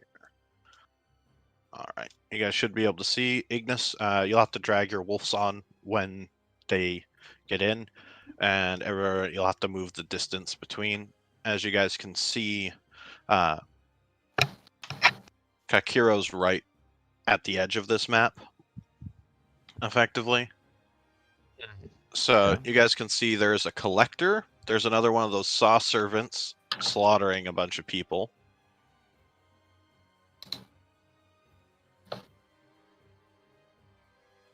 I Dissolved do into souls. I do kind of need to know the approximate amount of turns it took to get here, because I am concentrating on a spell. Well, this is literally like these two maps line up together. It's just they're too big to Okay. put them together. So you are still standing where you were on the other map, which is 50 or 45 feet from your position on the map currently. Okay, okay, good. And then everybody roll initiative.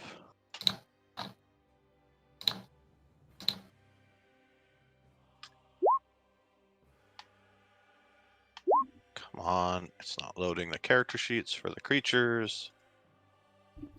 Just let me drag the wolves on. So you guys can see another hollow saw servant.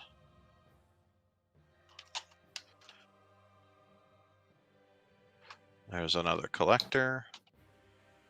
If it would load the character sheets.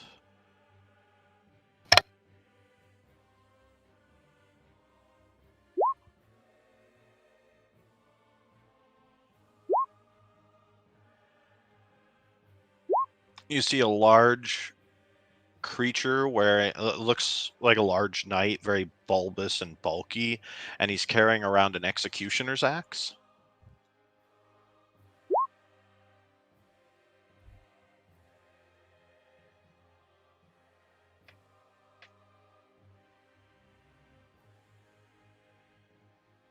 There we go.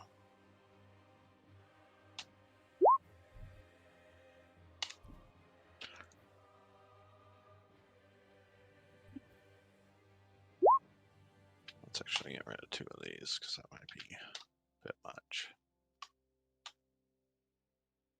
And you see two priests walking along, carrying a cane and a glowing lantern with bluish purple eldritch light radiating from it.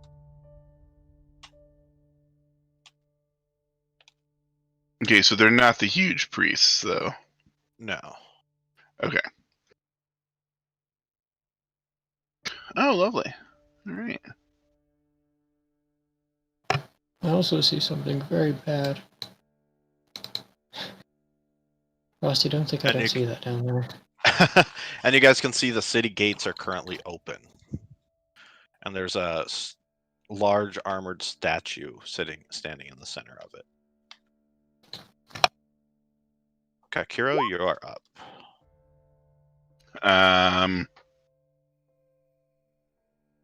Oof.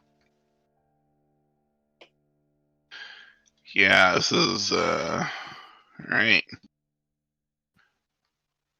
I'm gonna aim Boss here. battle, sort of. Yeah, I'm gonna take 2 shots at me.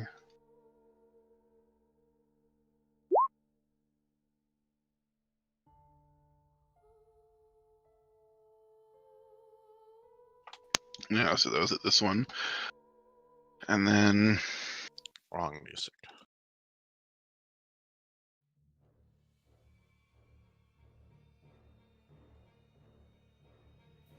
Which one are you taking 2 shots at? this one. Oh, okay. 26 will hit. 16 will hit. And then I'm going to bonus action second wind, which I am fighter level 5 now, so I have to change that. The 2 arrows really dig into it, and it doesn't look like this one's quite as beefy or strong as the other one that you fought. Well, that is good. I will gain 10, and then I will I'm gonna stay right here. Oh, okay.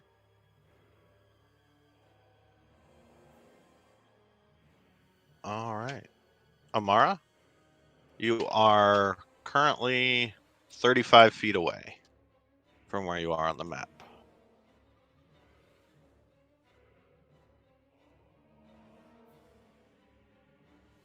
Amara?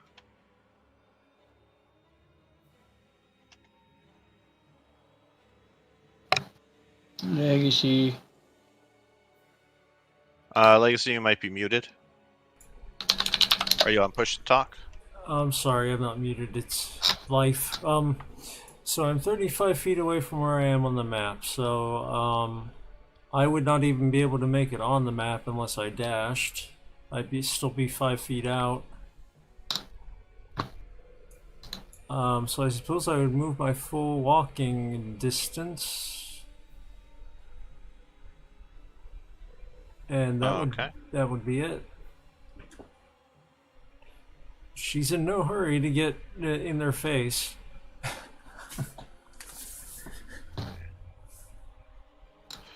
One square out.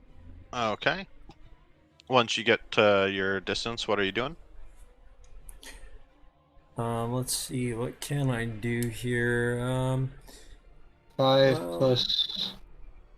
The collector is 60 feet away from you. As is that guy.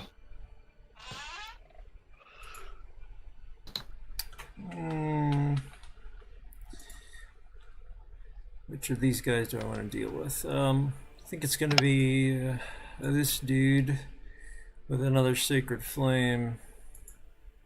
Oh, okay.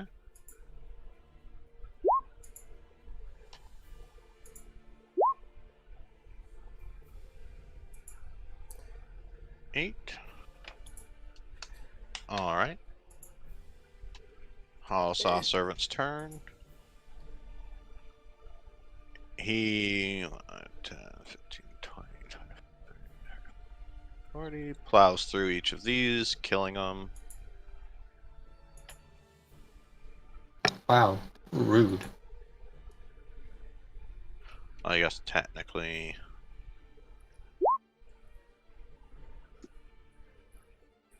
Did he just miss peasants? No, he hit them. I thought peasant stats were 10. They're hollowed. They had a -1 to their dex. He just barely hit them all. I was gonna say, when you miss a peasant, that's sad. All right. Dire wolves. Wolf 1 is 35. Wolf 2, which is the injured one. Wolf 2 is 50. Okay, so 35. So 45 to get there. For the injured wolf. And I guess I'll use dash. And then same with this one. Dash 2. Creatures with a movement speed of 50, bro. Yeah. Well, since it started from farther behind. All right. Cetra, your turn. Full, just base movement to get to 15 feet away from the edge. I guess I can do a thing for like 3 squares. So just put a 3. Oh yeah, 3 squares away from the edge. I've got plenty of long range spells though. Let me take down Dragon's Breath for now though. Actually, let's see what's the range on this. 30. Damn.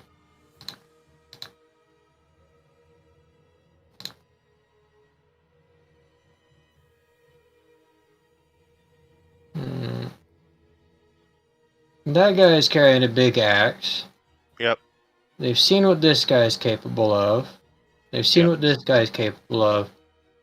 I feel like Cetra would definitely recognize arcane magic. Yeah. So let's... I'm running out of Cold Blood Blossom, so I'm not going to burn any more of those for now. I got my spell slots back, so I will cast a level 3 Magic Missile. So it starts with 3, right?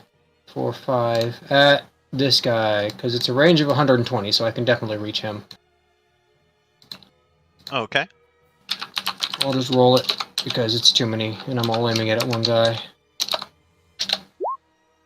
So 16 force damage to Top Priest.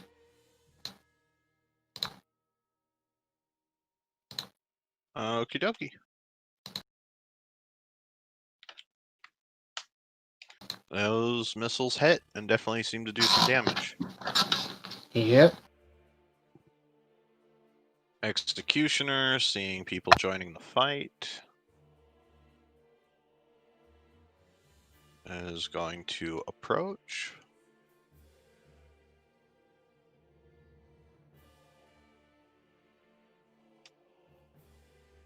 And let's see. Looks like he readies an action. Ignis, your turn. Will shapeshift into a copper. Baby dragon. Yeah, a little baby dragon. All right. I'd like to play my Time Wizard card on Baby Dragon. I'll do. Hold on, just deciding which one. Yeah, I'll do copper again. Little baby dragon. And then I will move forward to. So I was 35 feet, so I guess I actually just got to on the map. All right. I'll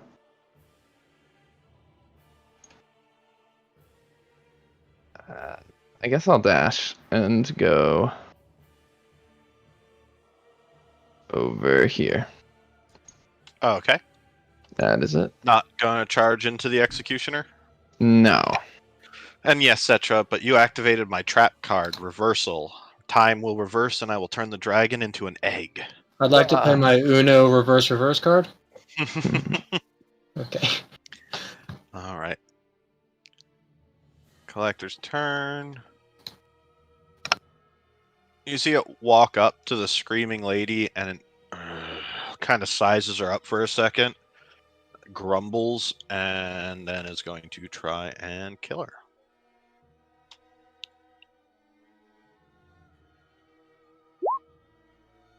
Oh, yeah. That is a dead. Goes up to the next one. The last of its movement. And with your nat 1 rolls, I think a nat 1 still hits.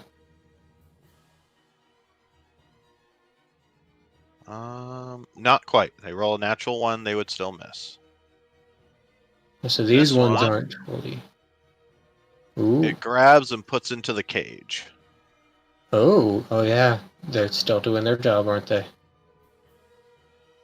All right. You can hear the lady screaming, "No, let me out! No, I'm not worthy. I don't want to see the king." Kakiro. Okay. Hmm. Can't get into melee thing of this yet, so. Really wish I had 2 levels in Rogue right now, but I don't. So. I want to avoid the Executioner, so I will spend 30 feet. Go there. I will take a longbow shot at this odd dude. Okay. And let fly.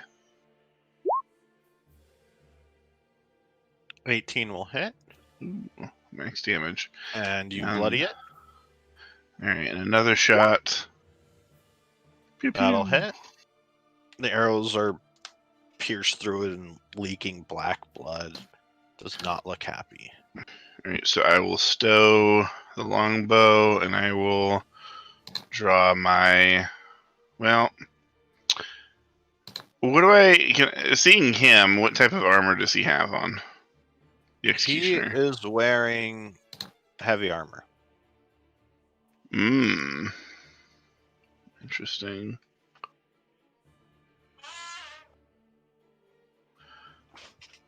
I would draw my crystal rapier and short sword then.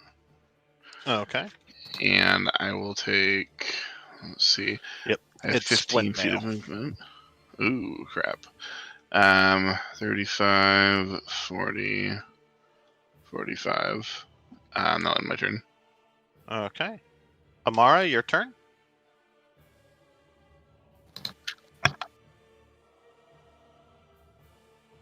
One square, 5 feet of movement. Yes.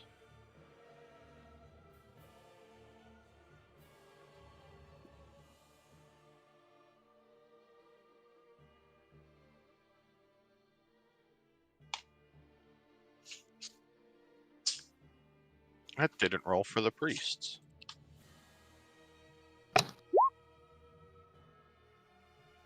Oh, of course, they get to go before me, just because. Okay. Sorry about that, Amara.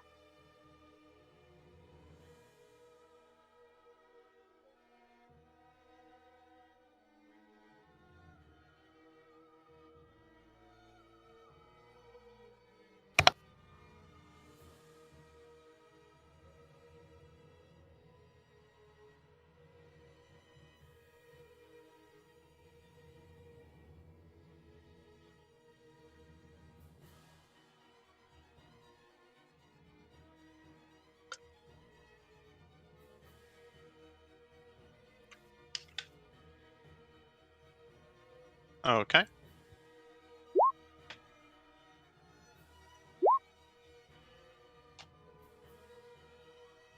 All right. Minus 11.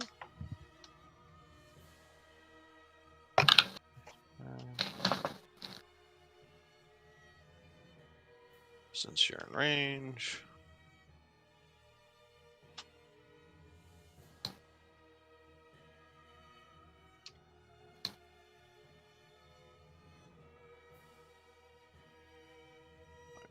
A little closer. Okay. So each of the priests holds up their lanterns, and you see several spheres of bluish purple light form and start swirling around the lantern, and then they fly out, shooting at Amara from the top priest and the wolf from the lower priest.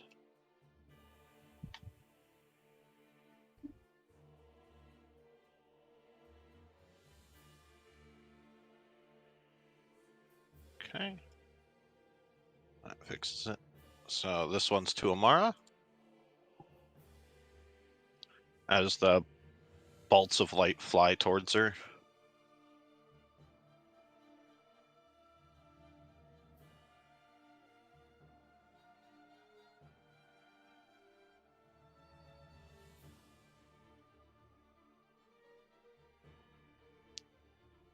And as you try and dodge out of the way, they follow you, and a couple blow up next to you, but one nicks you.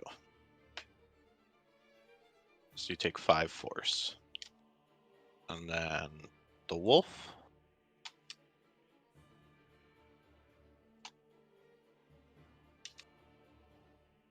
Wolf takes the full 10.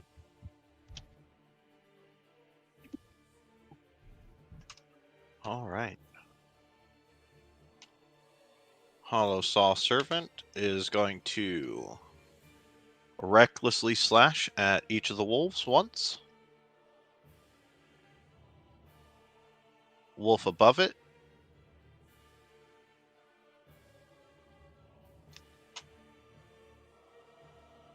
For 18 slashing. On the wolf to the left of it. Misses even with advantage, I believe. Yep. All right. Perfect. There. Direwolf's turn. I'm just gonna rip chunks of flesh out of this guy. That'll definitely hit. Probably gonna pass that save. Probably. And I already have advantage, so. Oh, sorry, that's a 10. Oh, so it failed. It fell prone and took another 12. To his knees. That's Oh, so already we get prone, so 24 hits, yeah. Yep. It is not looking good. The wolves are just tearing into its flesh as it howls in pain. Citra? Okay, so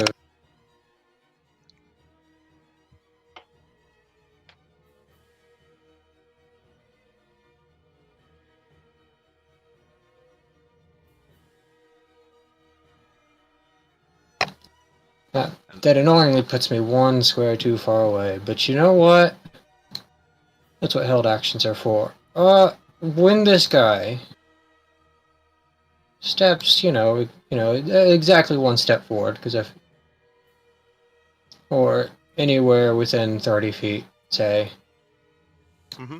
Because maybe he'll go down that way. Who knows? So if he reaches, he goes in within 30 feet, which is this nice big area here. I'm going to cast a spell. And I'm going to hope he's not a stupid What dumbass. spell are you readying? Tasha's Hideous Laughter, and I'm going to hope he doesn't have an int of 4.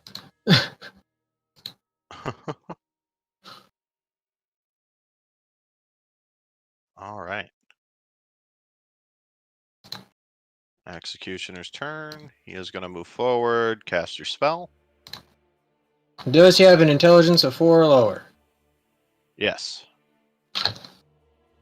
I have this really good spell, but everything is retarded. So my spell is wasted. They're immune. Don't worry about it. Okay. That broke my concentration on Dragon's Breath for nothing, as always.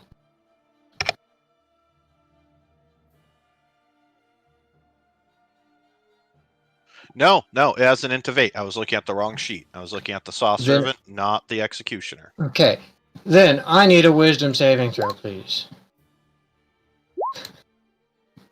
He fails! By 1. Because my proficiency went up, it's a DC 16. So as soon as he stepped into that square, so I think he needs to go back 2 squares? There. So his front square would be there. He is incapacitated. He gets no actions, reactions, bonus actions, anything. He is stuck. Yep. He just collapses. What joke did you tell? You guys probably wouldn't know because they would have said it. Well, no, you wouldn't know because they would have said it in Abyssal. And I don't think anyone here knows Abyssal.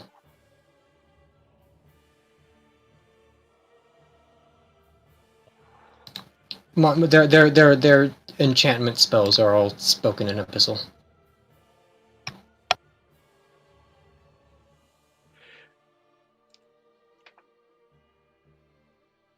All right. Ignis, your turn. So the Saw Servant's looking pretty weak. Yeah, it's looking bad. I will move to here. And I will hit it with Acid Breath.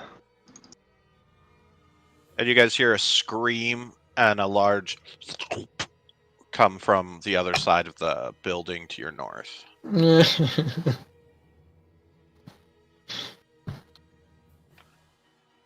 Acid breath. Even if it fails even if it succeeds, it's dead. Okay. Yay. 4. No. Let's try and kill these things before something worse comes 700 souls. in. Frosty. All right. Collector's Look at turn. Look at our souls. 15, 20, 25, 30, 35, 40, 45, 50, 55, 60. The collector is running with the lady back towards the gate. Kakiro, your turn. Alright. Let's see.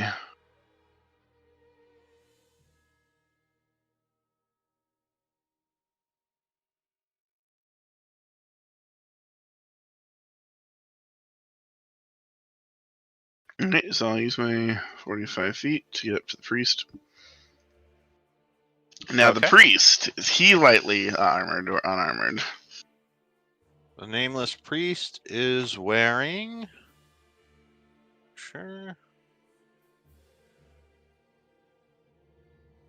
Chainmail. Chainmail. Okay, so I will keep my crystal rapier in the short sword out. But I will attack with my sage's rapier. So I'll attack my sage's rapier. That will hit. Alright, extra attack. That will also hit. And I'll bonus action swing with my short sword. Ooh, I'm rolling high on damage. Okay, that hits. It is bloodied. It is not looking good. Alright, I will end my turn. Amara, your turn.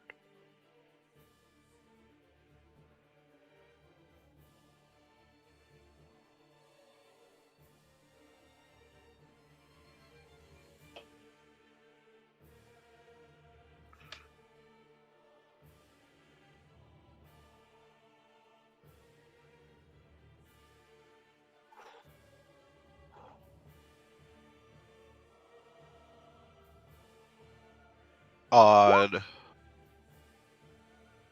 Okay. He would have disadvantage. Yeah. It'll get a saving throw off the damage, though, with advantage. Yeah. We'll do this first. Okay, and then, yeah, wisdom save with advantage because he took damage. Still fails. Still fails. Nice. Yeah. Yeah, I was hoping these guys wouldn't be very wise. Oh, wow, they have a +2 though, jeez. Okay.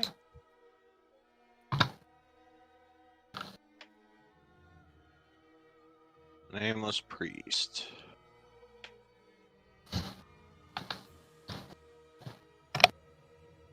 All right.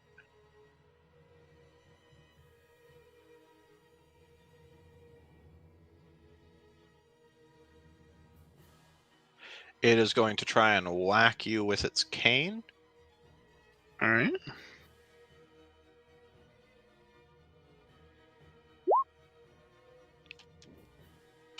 Oh, but I will, and it will Whiff. get blocked by my rapier since I have exactly 18 because of the dual wielding feat. Yep.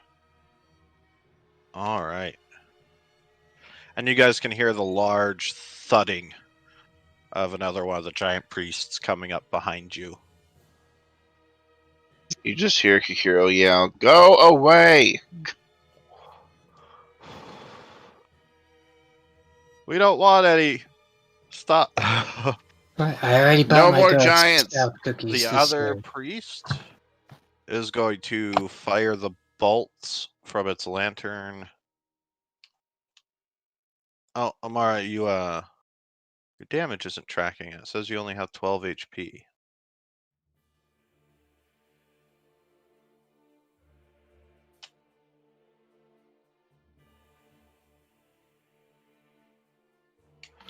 Your Yeah, the token. token's not tracking correctly.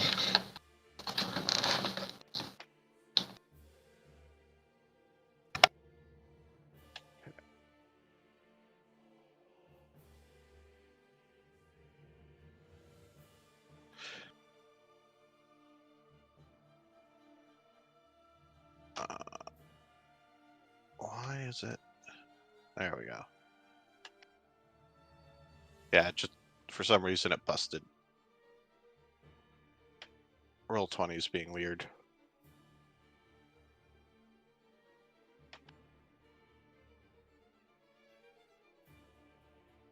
Okay. All right. So another lantern at Amara.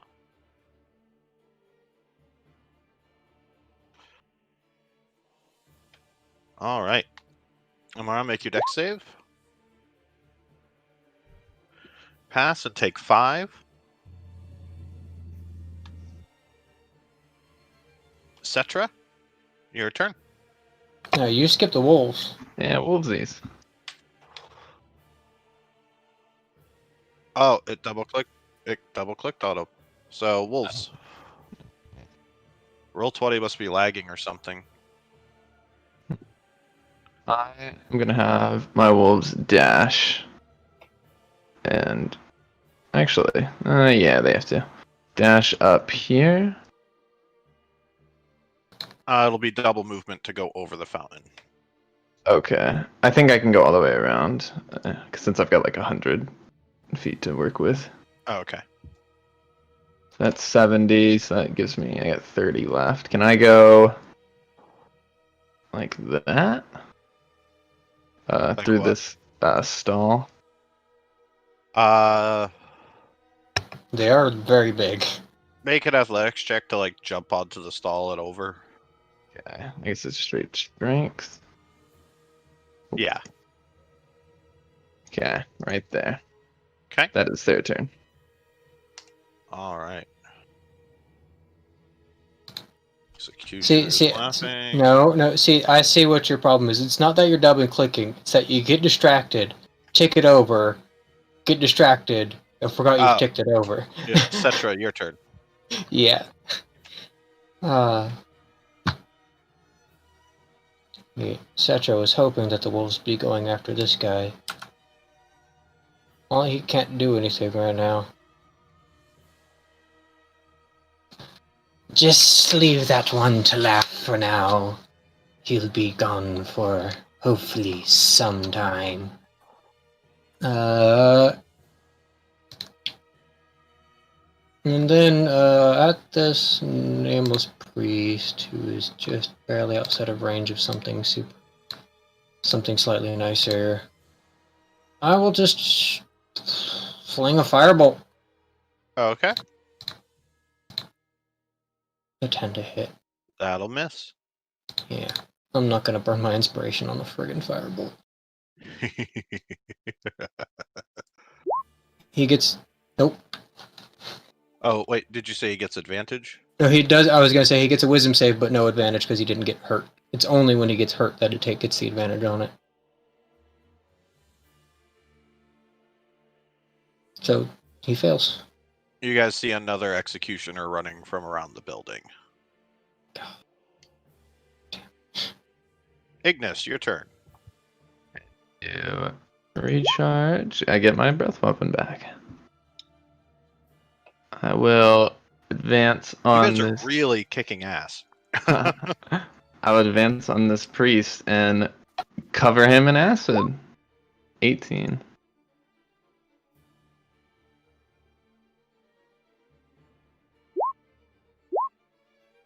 That'll work.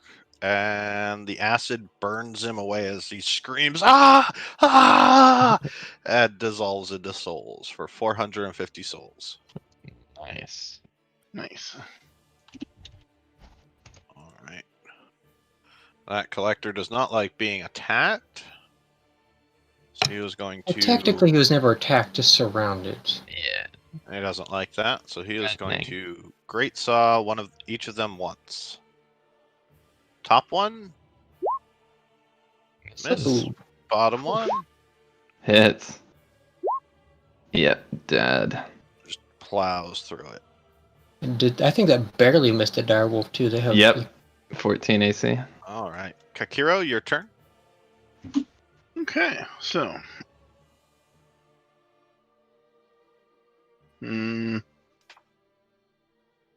I will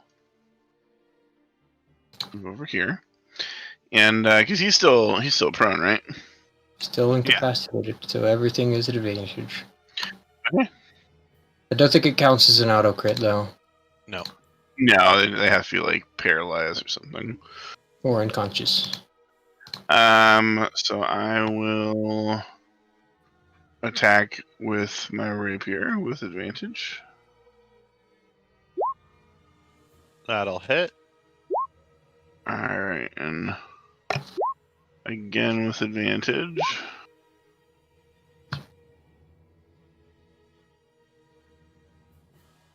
And extra attack. And bonus play or bonus He action. comes out of the laughter after the second attack. Okay. But he's still prone, so Attack with the short sword.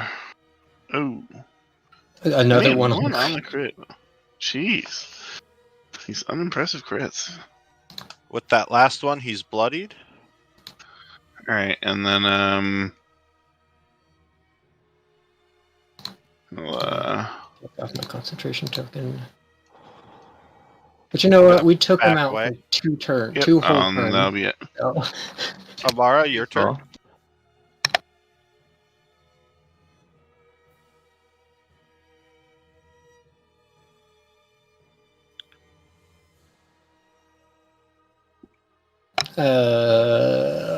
Disadvantage for attacking a prone target. So roll it. Yep.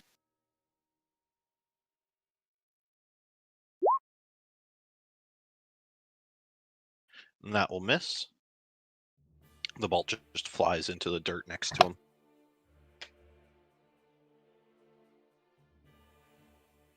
Nameless Priest is going to try and whack the wolf with its cane. Has flanking.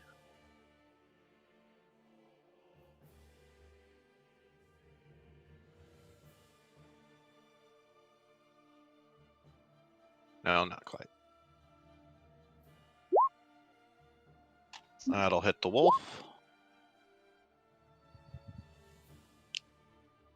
The wolf needs to make its wisdom save as it hits it with the glowing cane.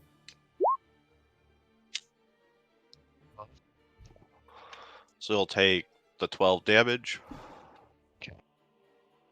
And he's gonna swing his... Nope, he doesn't have a second one for that, so... Cetra? You guys could see the... Amara and Cetra, you can see... I guess Kakiro could too with his position. I guess and the dragon. The giant is just passing the entrance to the church.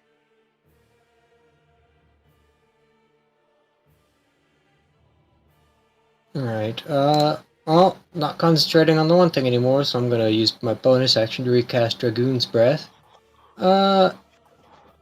I will go back to the ever classic fire.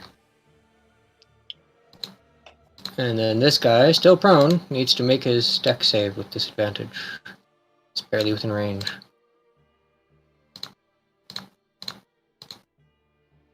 All See if I right. can do better this time. 18 fire damage. He's starting to not look very good. Okay, and then I will move, just slightly out of range of things. There.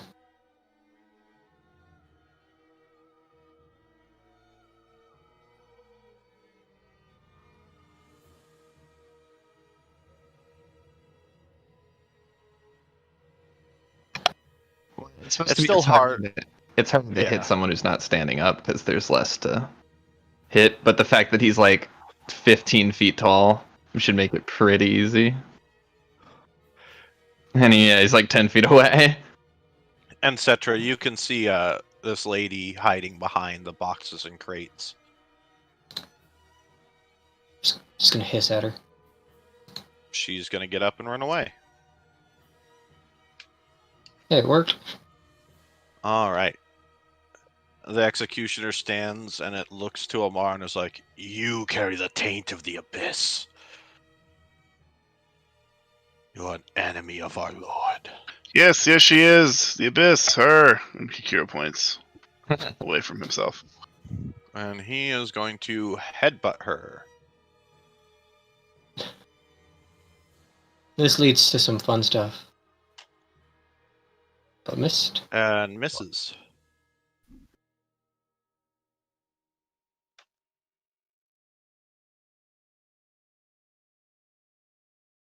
All right. Hellish Rebuke only works if you take damage. Yeah. With its second attack, it's going to swing its great axe at you. Believe that hits, barely.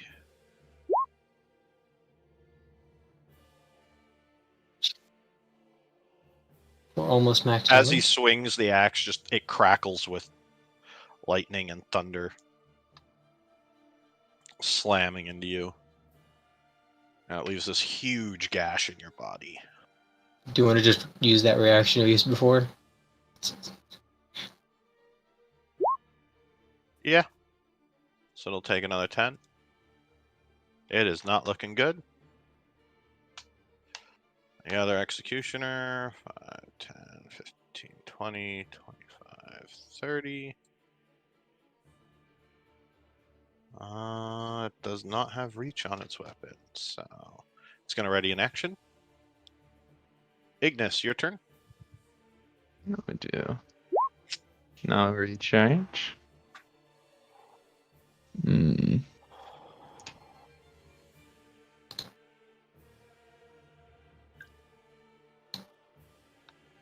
Quite in range. Gonna fly over the fountain, or Well, I'm assuming I can't. Can I use the fly speed? oh yeah, no, you have to wait till the Yeah, level 8. yeah. Okay.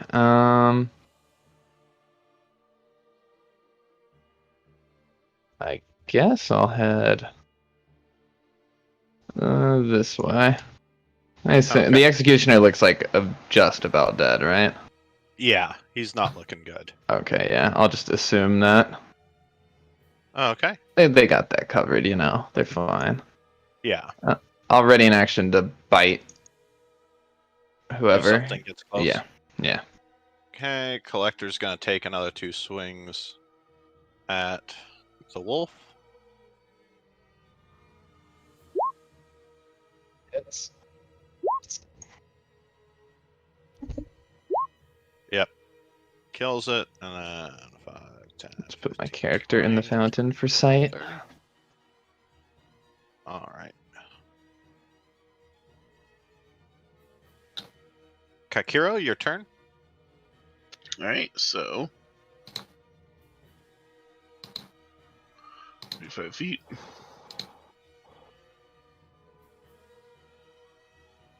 to flank with Amara, and then I will try Yep. and find its weakness with my Sage's Rapier. Stab at it.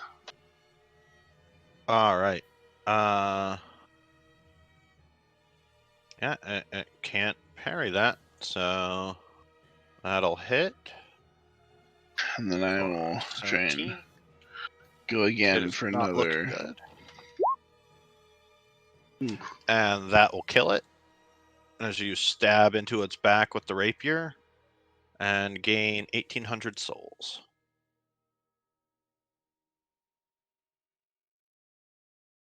All right, and then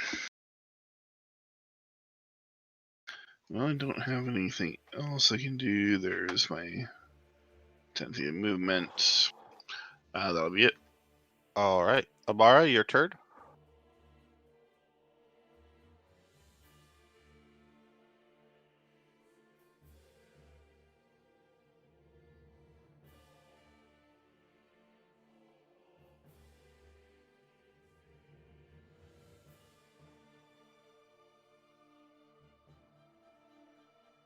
Yeah.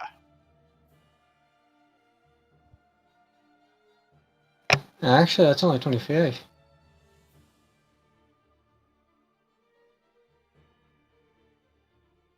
All right.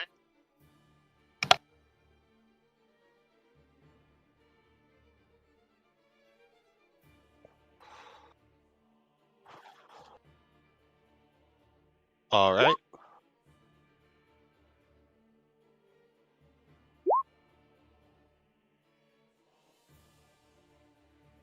That'll hit. Does 9 damage. Okay. The priest is bloodied.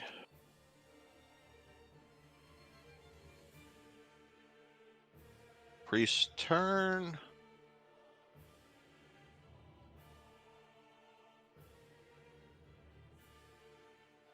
You see him flick the cane and pull out this glowing scythe with purple energy around it.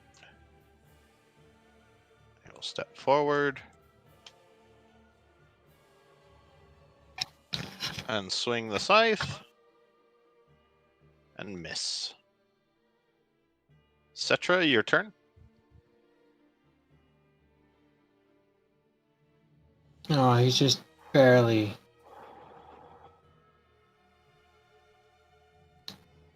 Out of range of getting in for a good melee. But you know what? I can go there just fine. And I can easily ankle this to miss. Amara. He's not there yet. I'm just getting him there so that as he approaches. Another garbage damage. So deck save just from the priest. Nope. 11 fire.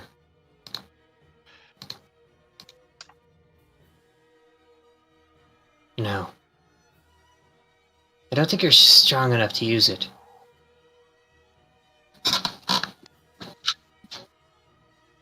A whole new person with noodly arms.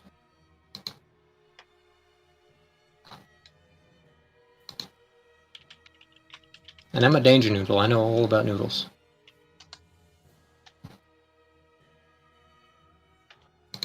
Okay. That's no bonus actions this time. So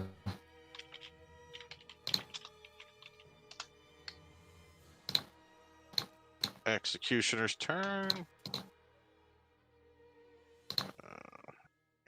20, 30. I'll use my bite. Yep. Oh, Roll a d4.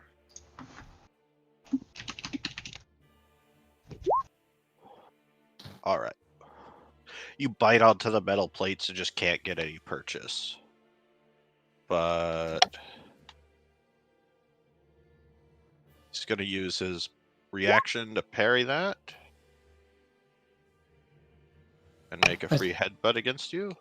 I thought you could only do that if it would normally hit.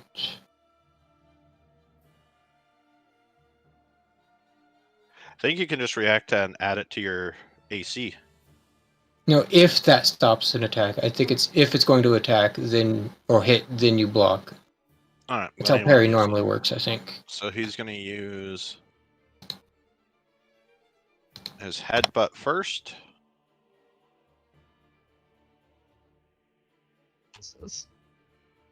Misses, so then he's going to swing his great axe and miss.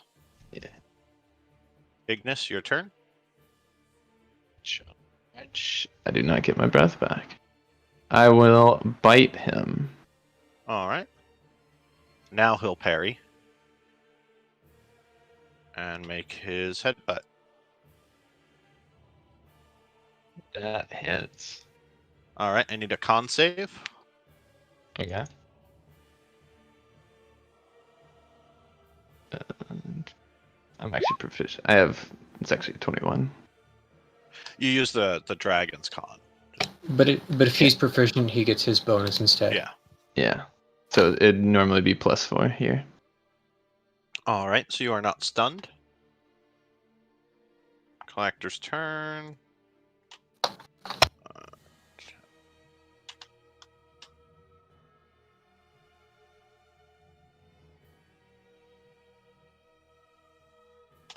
He dashes into there. Giant priest is approaching. He is about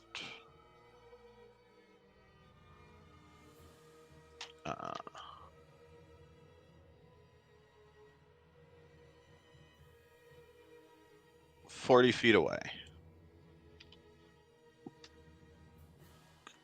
Okay. Kakiro? First of all, Hiro ponders on the fact that Chinese fortune cookies have gone way downhill. Harsh words break no bones. Fine words butter no parsnips. What the fuck? And then after he kind of has that initial thought, he will. Citra thinks Butter no parsnips are gross. I know, right? What the hell? He'll move up here to flank Mr. Priest. Wait, am I really the only person who understands that? I have no idea what the hell it means. We'll explain it later. And then he will attack from behind with his rapier. All right. Trying to find the most opportune spot to stabby stab. That will hit. 1, 17. He is not looking good. and then extra attack. Ooh, low on the damage. That will kill him for 450 souls, and roll a d4 for me. Me? Yep. Alright. All right, he drops the scythe. Oh! Alright. And then he'll move 25, 30, 35, 40, 45 to flank, and then he'll make his bonus attack with his short sword.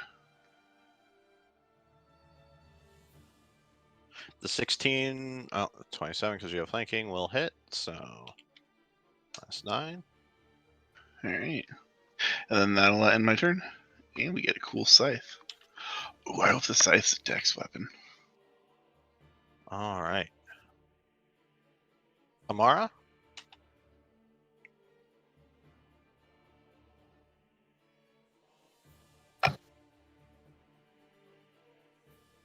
Hello, I have no strength or proficiency in this weapon, but I'm going to use it anyways. I think you skipped me. Or did I bite? I don't remember. Yeah, you bit. Oh, okay. Nah, I couldn't remember. Never mind. Yeah, because I see you also recharged your breath weapon. Okay, good. Well, didn't recharge. You failed it. Right, I got parried. Okay, that confused me. The parry, I thought that was his turn. Yeah, reactions and legendary actions always confuse people.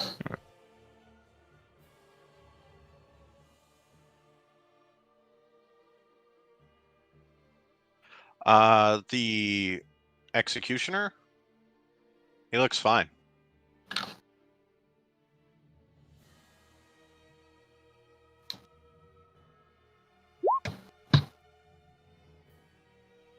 Okay. He's fine. The curse of sacred flame.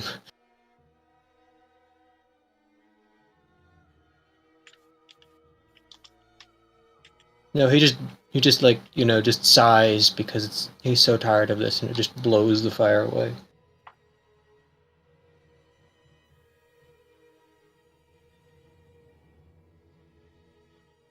All right.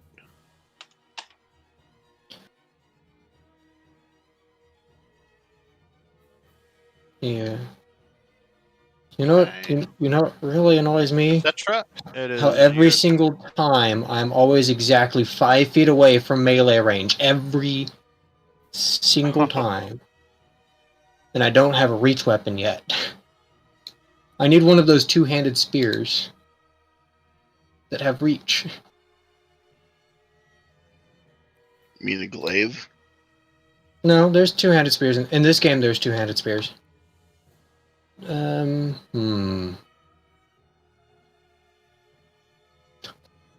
is not. Cetra's going to think. What a free action, just grab that with her tail. You know what? I wouldn't go that close, actually, because I think if I'd stand there... They're smart enough to do calculations. I can hit the big guy without hitting the dragon. Dex save from big guy.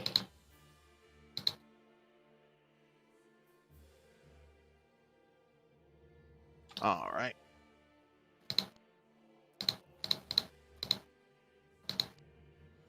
For 19 fire damage, or half that on a save.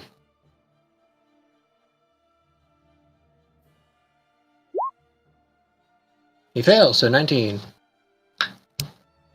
And then since I don't use bonus actions for anything else, I could pick up the scythe and stash it. Okay.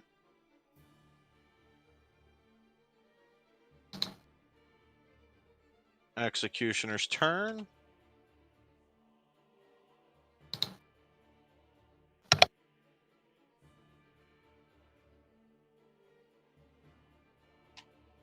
All right. He is going to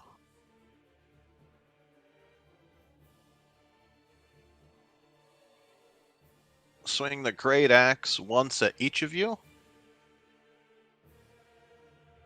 Kakiro. Miss. Yep. Ignis. Oh. He's fine. The sentinel bite. Okay. That will miss. Okay. And then it's your turn. All right. I will just go for another bite. Oh, actually, let me do my recharge. I do not get it. 19. 19. And he is going to parry that. And then headbutt. Miss. That's my turn. Alright. Collector makes it into the city. Yeah, none of us care. Actually, he's standing outside waiting for the gate to open. He'll have to wait till his next turn. This is the evil Giant party, we priest. don't care.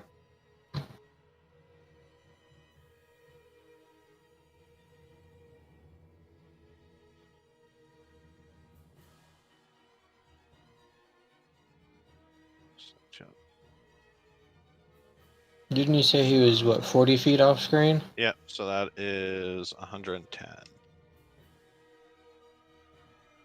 And is within reach, but disadvantage. He grabs a tree and is going to throw it at Cetra.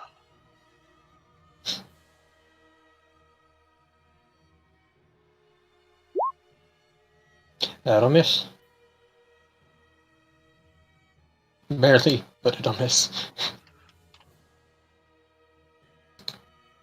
Yep. All right. And he moves 40 feet forward. So he is now on the map. I mean, if he had moved 40 feet, would it have been at advantage? Or without disadvantage? Or was it only like 30-90 or something like that? It's 60-40. Yeah, so regardless, he would have been at disadvantage against one of us. But he had to throw it where the tree was. Good point. Which means before he can do anything, he has to walk up first. Yeah. Not that tree. One of the other trees. Yeah, but next Kakiro? turn.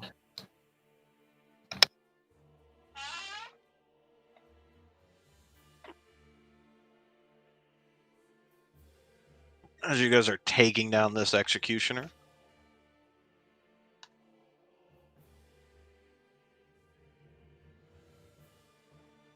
Kakira? All right. So, all right. So, I'm just gonna attack with my rapier again. Trying to end this thing. Move 1 force damage. I'll do extra attack. Oh, thank God, that's an advantage. And then I'll swing around and offhand attack with bonus action. Okay. Those will all hit.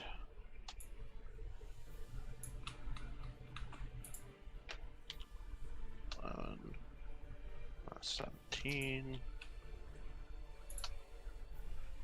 Plus 9. It is bloodied and starting to look pretty hurt.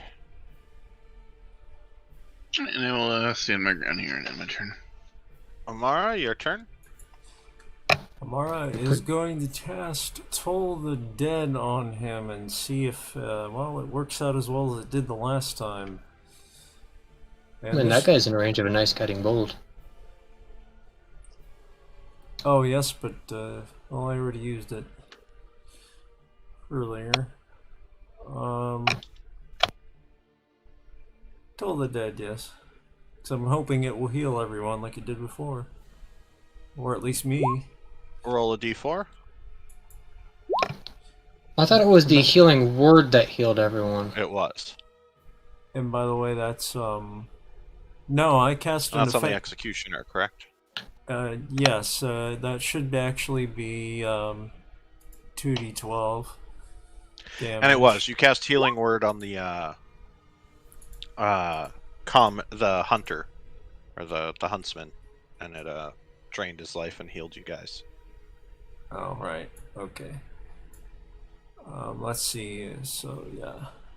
Passes. I don't think it actually passes. Her DC's broken. Ah. As you know, your DC's 15, isn't it? Yes. Okay. Also, the So damage is say- broken too. How I much don't know does he what's take? wrong with it. It's Yeah. 2d12.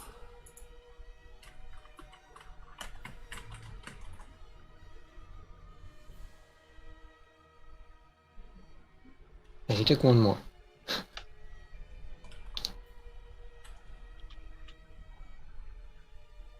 Okay. So he takes 9. Yeah, he's looking pretty bad.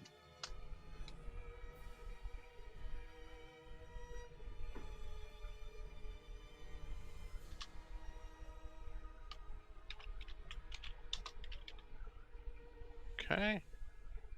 And then it's Cetra's turn. Cetra could finally get in range to do something.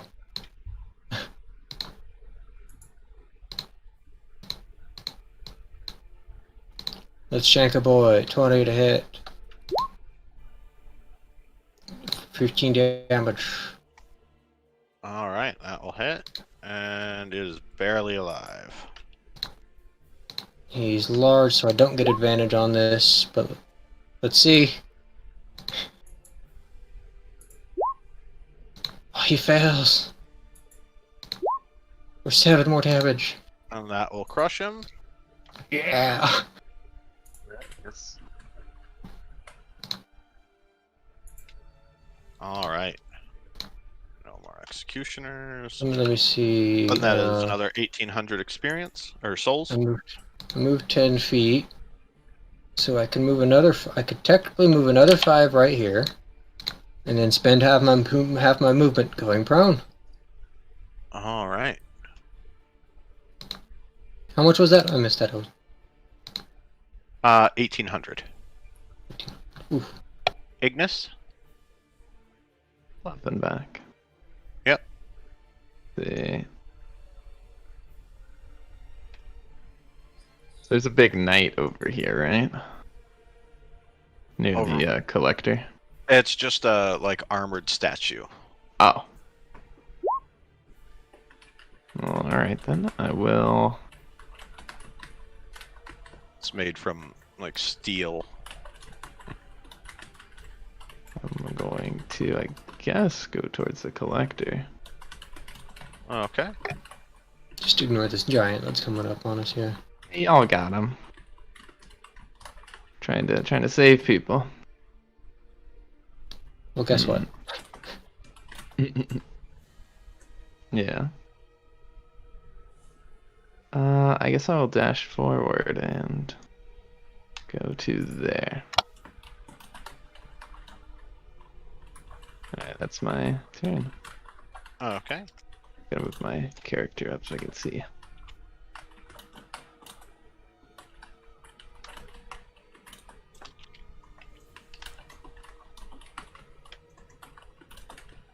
Okay. Alright. Collector's turn. He walks through the gate. And it begins to shut behind him. Collector's off the map. Giant Priest's turn.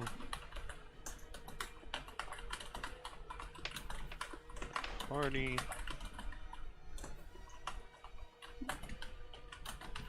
Out of range, so...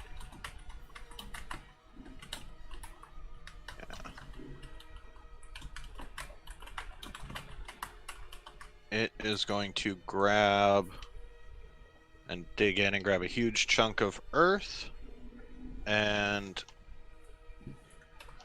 seeing the person running for the gate, throw it at the dragon. Oh man. And it misses, just slamming into the wall next to the gate. Just debris goes everywhere. Kakiro? Alright, well, he will use his movement to run upon this thing. With the giant priest, attack it with his rapier twice. And then once with the offhand short sword.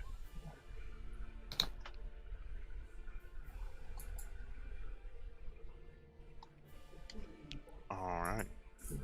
Those will all hit. And that would be it. For 10, 14, and 11. Alright.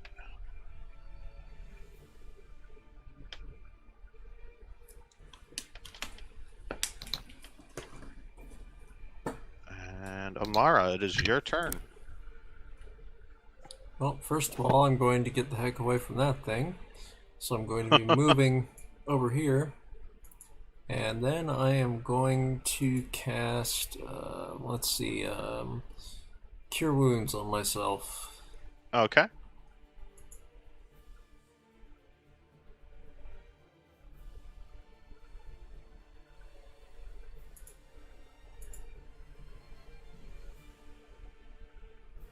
Alright, you heal for 5. Okay, and that is it for now. Alright, Cetra, your turn. You're prone, so you'll have to half movement to stand up. Yeah, they're gonna half movement stand up. You know, this guy's been doing it this entire time, so they're going to return the favor. Except I'm gonna just grab. It's not gonna be quite the big chunk of rock. I'll just random piece of rubble. Okay. And then cast everybody's favorite spell, Catapult. Yeet. Actually, I need to rename that to Yeet. Takes It'll 18 hit. bludgeoning damage from a piece of rubble getting yeeted at his face. Okay. There we go. It And is then they'll bloody. use the rest. Yeah, then they'll use another half movement to go back prone. All right. Ignis, your turn. The gate's still open. The gate at the back is closing, but the front gate is open. I'm wondering how much I should pursue this collector.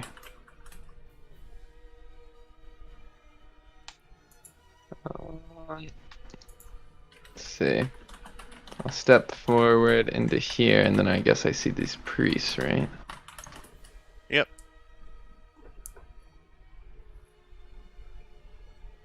And unlike the statue, these guys are hostile, I assume. Yep. Okay. And they are 20 feet up.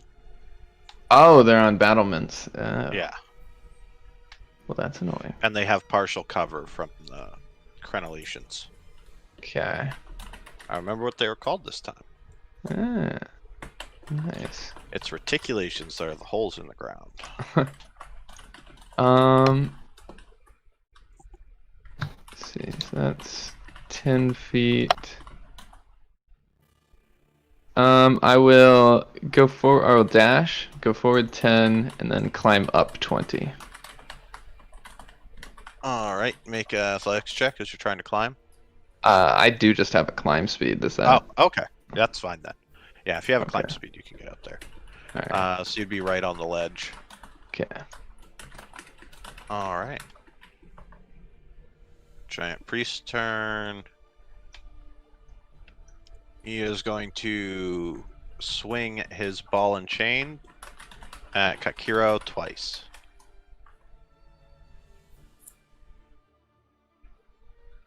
First one, miss. Second one, miss. As you duck under the gigantic wrecking ball that's being swung around, and it just smashes the shop next to you. Kakiro, your turn.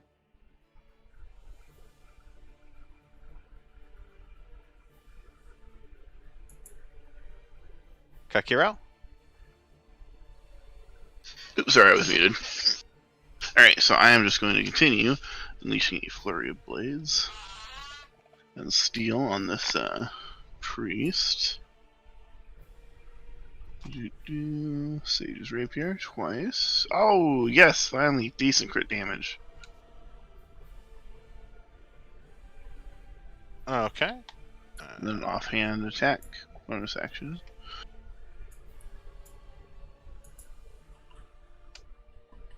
5 plus. Yeah, he's not looking good, and he is barely standing after that onslaught. Nice. After that, I'll stand my ground and end my turn. All right, Amara, your turn. What is this about? I think I missed something. What is this about? Ignis dying? Ignis isn't connected to the flame yet. Yes, but is he down? No.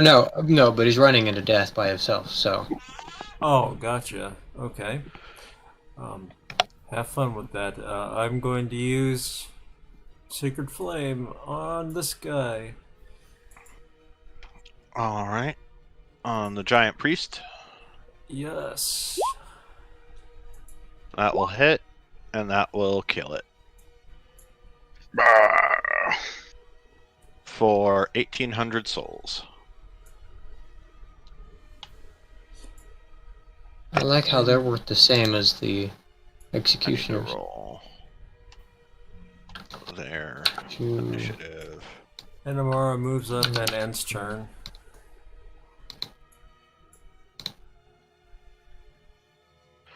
All right, Cetra, it's your turn. Yeah, just let me take down my spell timers. So half movement to get up, and then 15. And then about all I can do is Hey, some birds. Could just glide off and go up there. Okay. But I'm gonna go to the top of the stairs. All And right. that's it.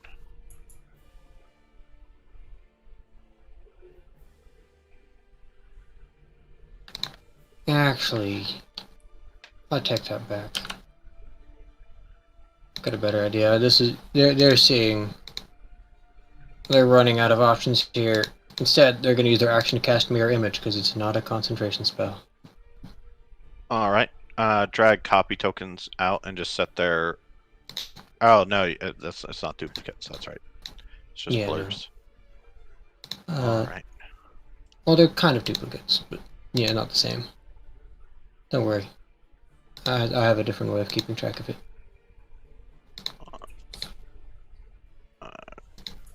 10, 15, 20, 25, 30. All right. Both this Nameless Priest is the top one's gonna come over and try and attack you with the scythe, while the other one shoots you with a lantern. Scythe attack. Miss. And lantern is a dex save. Okay. 4. Okay, so you take the full 8 Alright. as all 3 of the bolts slam into you. And then Ignis, it's your turn. Okay. I will maneuver around this priest to get a little bit of cover from the other one. And Alright. I will use acid breath on this priest. Alright. Ouch. Full Alright. damage.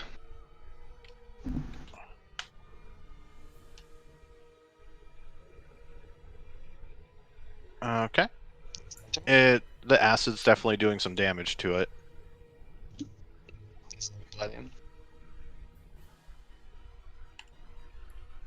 Okay.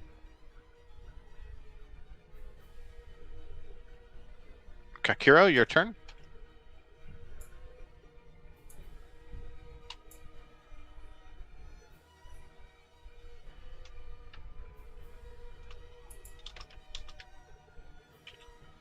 Alright. So, there's no way I can get to the collector, because as far as we can tell, the collector's, or this priest over here is kind of the only thing left, right? Yeah. The collector's gone, but you can see Yeah, the Nameless Priest on the battlement. yeah, so okay, so oof, no way I'm getting over there. So I will move 45. I'll take the dash action.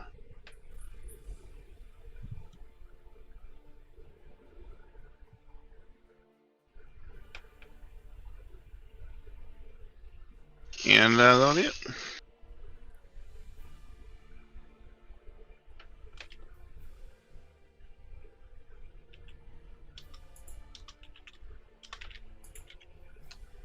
Okay.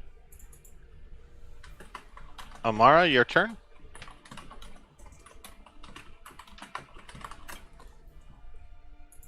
Let's see. Where is he? Did he run up past past this guy? Ignis meaning? Yeah, he ran through the gate and then disappeared. Okay. I'm jetting off to the left. I'll move up to here and turn. Okay. And Cetra, it's your turn.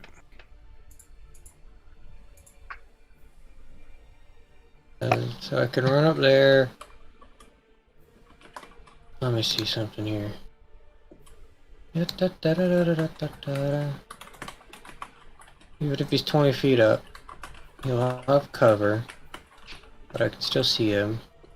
He'd be peering over From the that edge. angle, oh no, that's Yeah, pretty tall. if he's I'll if he's peering over the edge, especially, he'd have cover though. So yeah. I'm not going to waste anything strong on that. I'm just going to firebolt.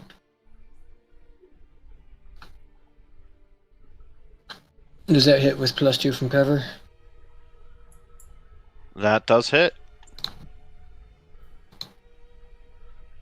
For garbage damage. Yep. 8 out of a possible 20. All right. And that's turn. All right. Priest is going to scythe, and the other one's going to shoot the lantern. Scythe. Ooh.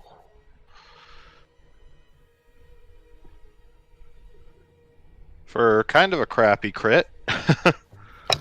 We all get crappy crits apparently, so. Okay, so That scythe digs into you. I drop out of my dragon form. And then the lantern. Deck save. 10. Alright, so you'll take the full 13. I am hurting. Ignis, your turn. Okay. I mean, you are a druid, don't you have heals? I do. Well, not that many.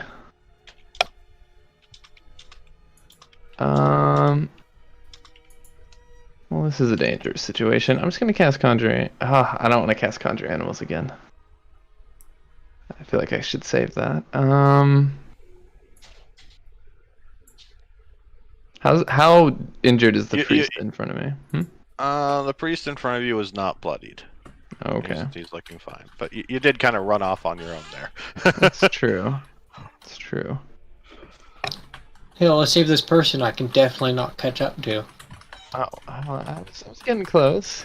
I was almost there. Ouch. I guess I'll disengage, and would it be an athletics check to jump down the battlements? Yeah. Let's see, am I good at that? Probably not. Or Ooh. yeah, you could use acrobatics. I am slightly better at that. I guess I'll try that. Oof.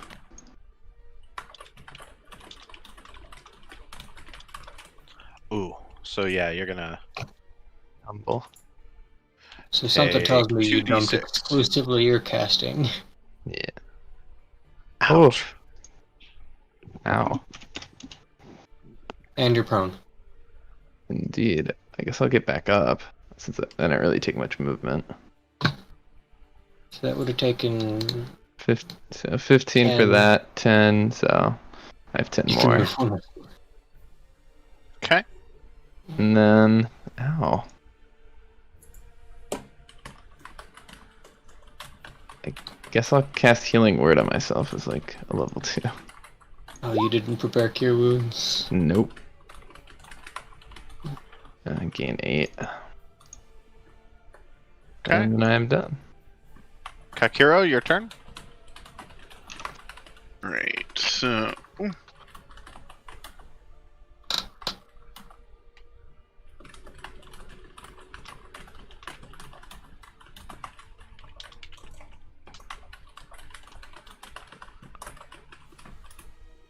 Oh, there's two. All right then. There's two of them. Did not realize that. Yeah. And since you got within his reach,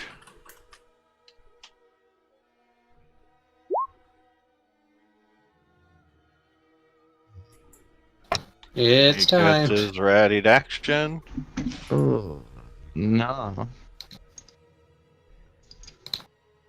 So he is going to grab you, or attempt to. Wait, he has a grab reach?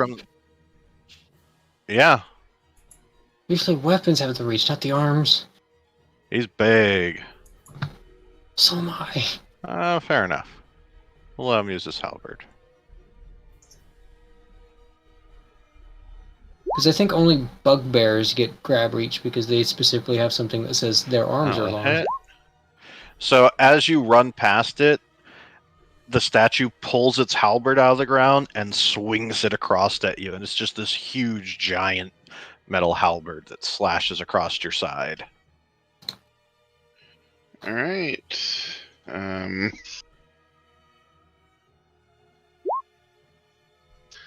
then, is Estus Slash a regular action or bonus action? Bonus action. Why didn't Frosty, it? you clicked.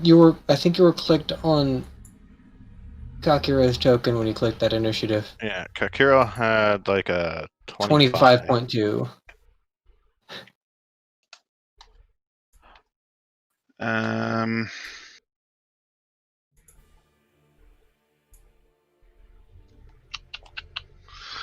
Alright, so I'm going to turn to Ignis. Ignis, have you hit any of these yet?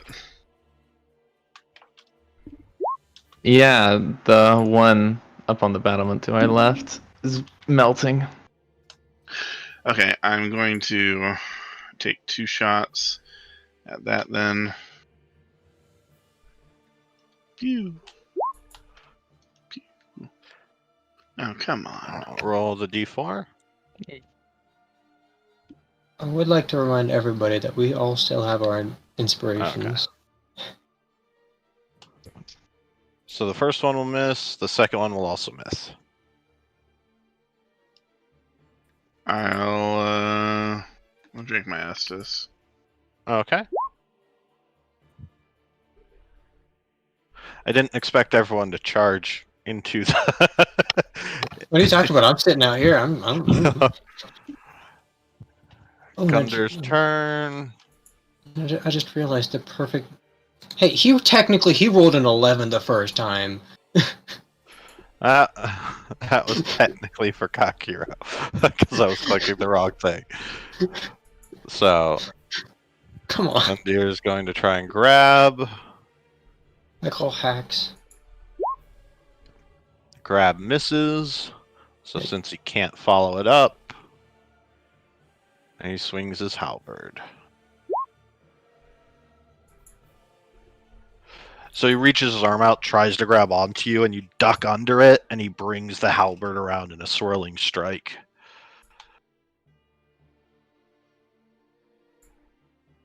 For 24, as it really slices into you.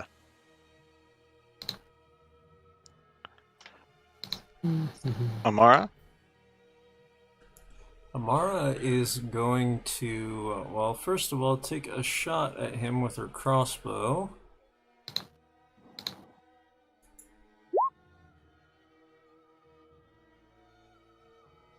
That's probably a no, yes? Yep.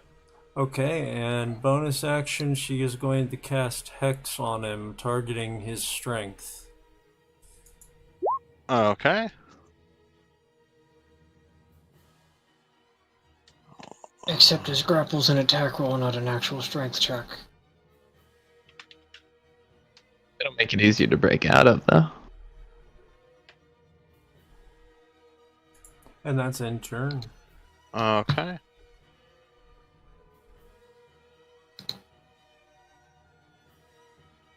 Alright, so he is hexed by Amara. There's no black, so just... Cetra, your turn. I'll be right there, and then he's outside of the range of that. But let's see if we can ruin this guy's day again, just like the other one. You guys are ruining everybody's day. Because this, interestingly enough, see, I was thinking about suggestion, because I can cast that one. It's a racial spell, but this guy is probably immune to charm. But this does not count as a charm, so I need that wisdom save, please.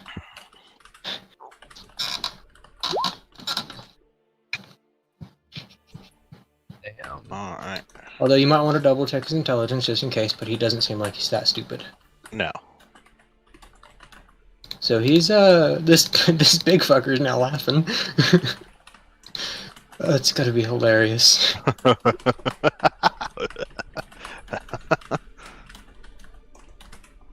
And that is turn. Yep. Nameless Priests.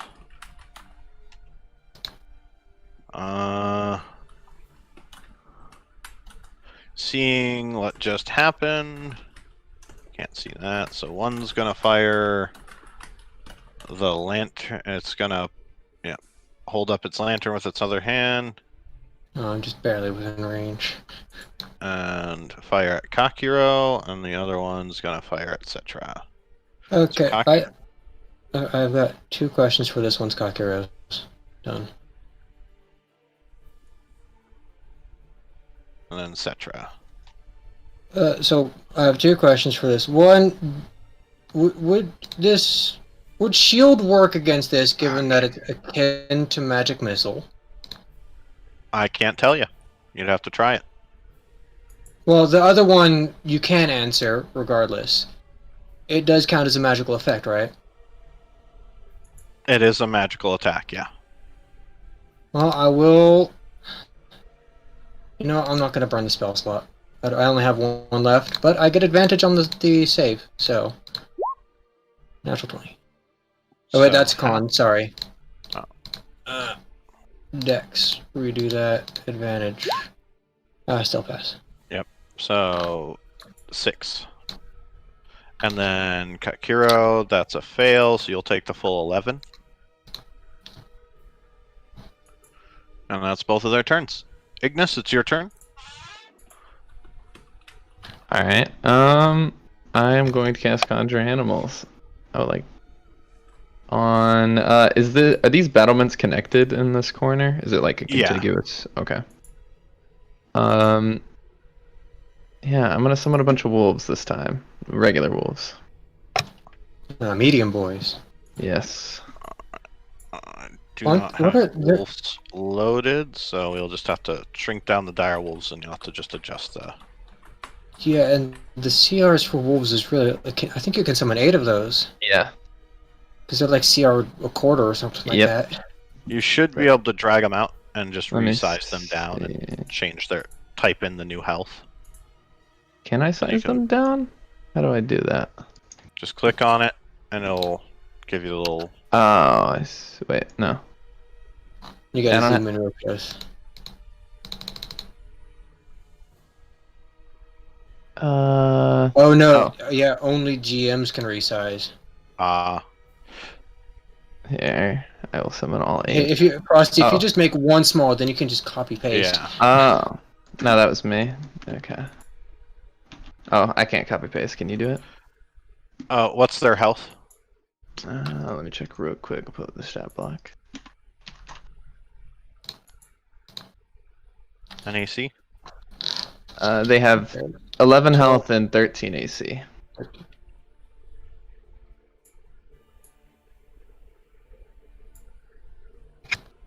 Actually, Frosty, Wolf should be in the base compendium. Yeah, Frosty. If they're in the basic rules, you should have access to them through the It compendium. doesn't create a token for me for them. So that's why I'm just... Oh. But you can at least make the sheet, and then he can roll off of that instead. Because otherwise he's using direwolf stats, and those are really strong. Yeah. Yeah, if I just had that sheet, that'd be fine. Welcome to Druids. Yeah, so... Yeah, I didn't have time to prep all the druid stuff or know what spells they took, so... Yeah, that's fine. I just have Conjure Animals is the one thing. Let's see. Just wait. Just wait until I get animate objects, Frosty. I will put... I wonder how far apart I can spread these. I think as long as they're within range of you. Oh, okay. Like, isn't it like 60 feet for the spell Yeah, cast range? it is. Yeah, as long as they land within 60 feet of you, it doesn't matter where you put them. Okay. It's not like dancing lights where they have to be within range of each other.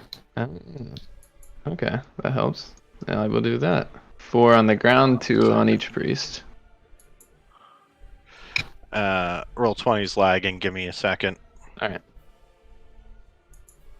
My friend and my other guy like to summon raptors. I may have not ever seen a dinosaur, you know. You gotta know what you're summoning. I can't adjust the token, but I created the sheet. Okay, that'll work. Okay. I guess I gotta roll there. Just click on one and Or I would say create a 9th one for that. That way, if that one gets, so don't accidentally delete it. yeah. Let's create here. This will be the initiative one. It's outside the. Yeah, so click put 'em on out. that one and. Okay. Oops. Initiative 17.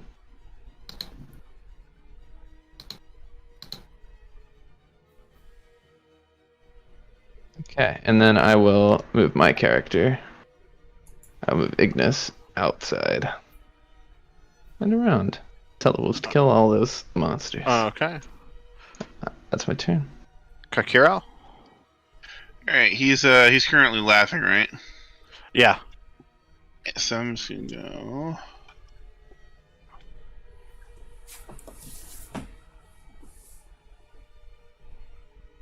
Gonna go 45 feet here. And then I'm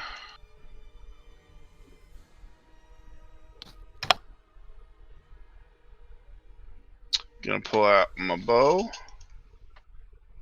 And I'm going to shoot this priest.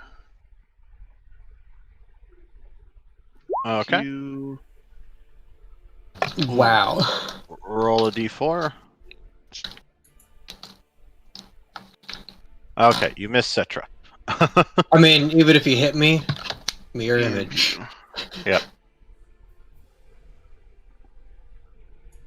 Which sadly doesn't work against deck saves. Alright. And second one will miss. Barely. Alright, that'll be my turn. And the statue, Gundyr. With save at the end of his turn. He barely passes. But that is that is at the end of his turn, so he's still prone and everything. Yeah, but he turns and he looks and he says, "Are you not brave enough to face the challenge?" No, fuck off. Amara, your turn. Mara moves up next to Cetra, and then she is going to channel divinity upon Gundyr with Path of the Grave.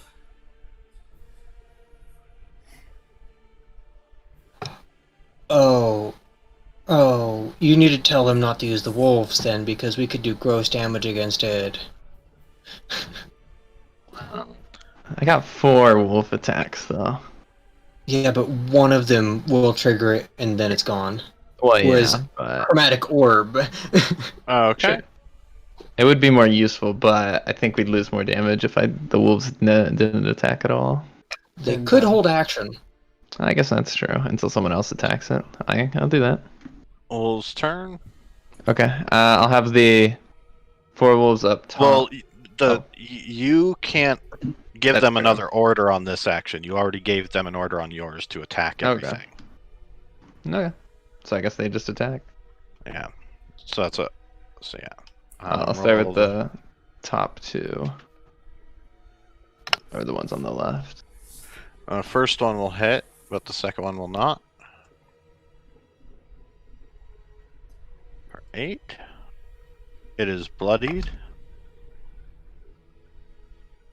Now the ones by the other priest. Those will both hit.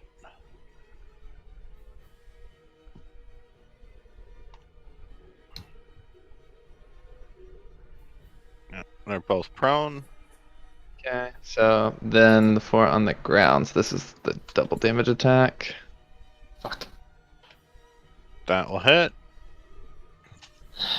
Okay, and then Hit, hit, or no, hit, miss, miss, miss. It just barely Wha- hit, wasting the entire thing. Oh, Don't they have advantage? Yeah, Yeah. but his AC Yeah. is 21. Oh, And he it doesn't is. have. This boy don't have parry. oh. Alright, so he takes 16 from the one hit. Oh, and now I can't hit him because he's prone. Oh, he was already prone, right? Yeah. Oh, yeah. Yep. So he takes 16. Okay. Alright. Cetra, your turn.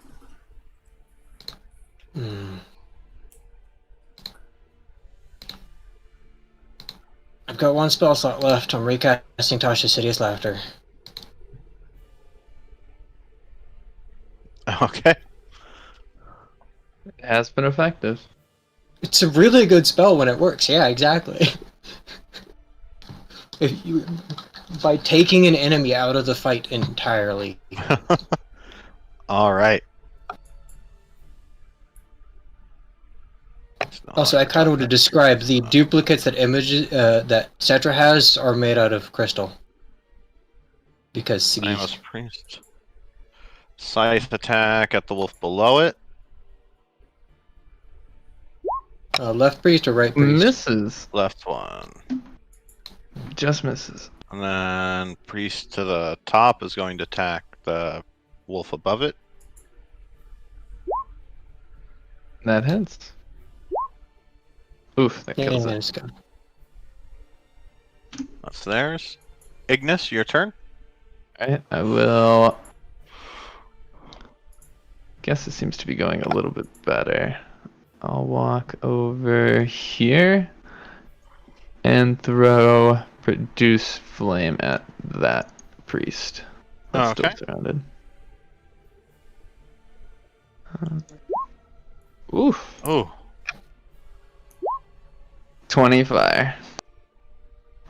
yeah, it is not feeling good. Yeah, when you get to the high levels, getting a natural 20 on a cantrip is so good. Yeah, and I'm gonna walk back a bit. It's 8d10 on a firebolt. Yeah. All right, Kakiro, you're up.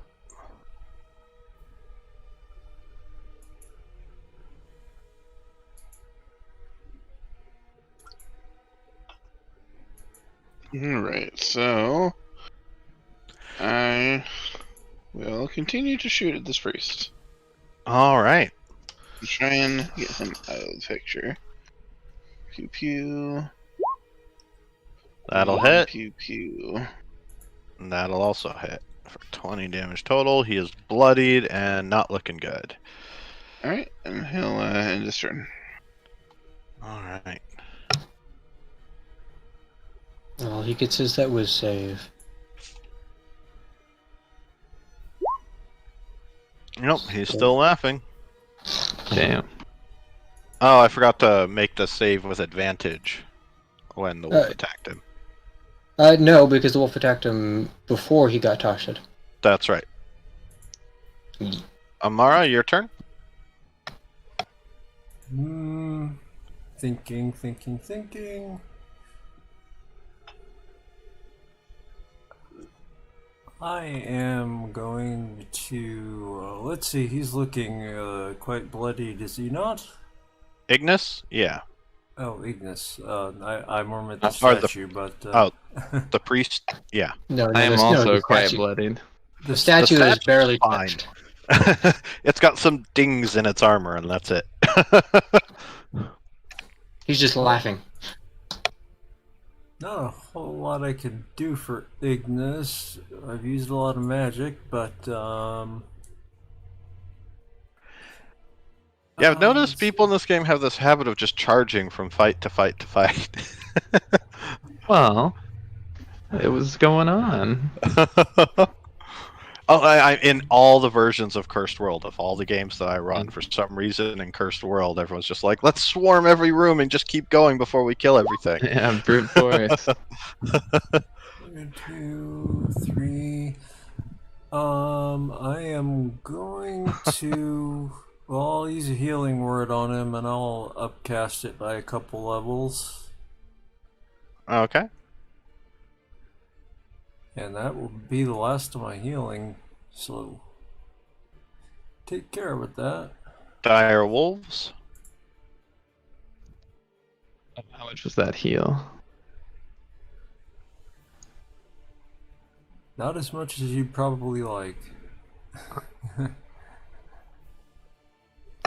It does also still get that extra 1d4.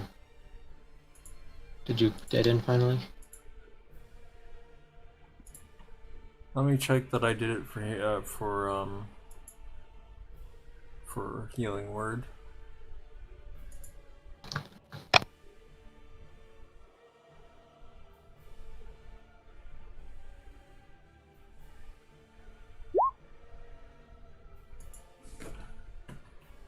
Okay, I'll do the wolves' turns while I'm doing that. Yeah. Top 2 wolves. Yep. Hit. Miss. It's still prone anyway. Mhm. Okay, it's still alive, barely. And then the other one. Normal. That'll miss. Okay, then all 4 wolves are gonna attack. Big guy. And that was a waste. Hit. Miss, miss, miss.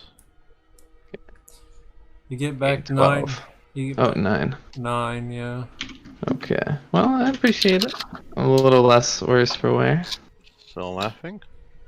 Yeah, Damn. still thinks it's Could have done a lot better than that. Okay. And then Cetra, your turn. Yeah, that guy's laughing at a funny joke still, so I'm gonna Yep. let him stay there. Okay. I will, just firebolt the priesty boy. Okay.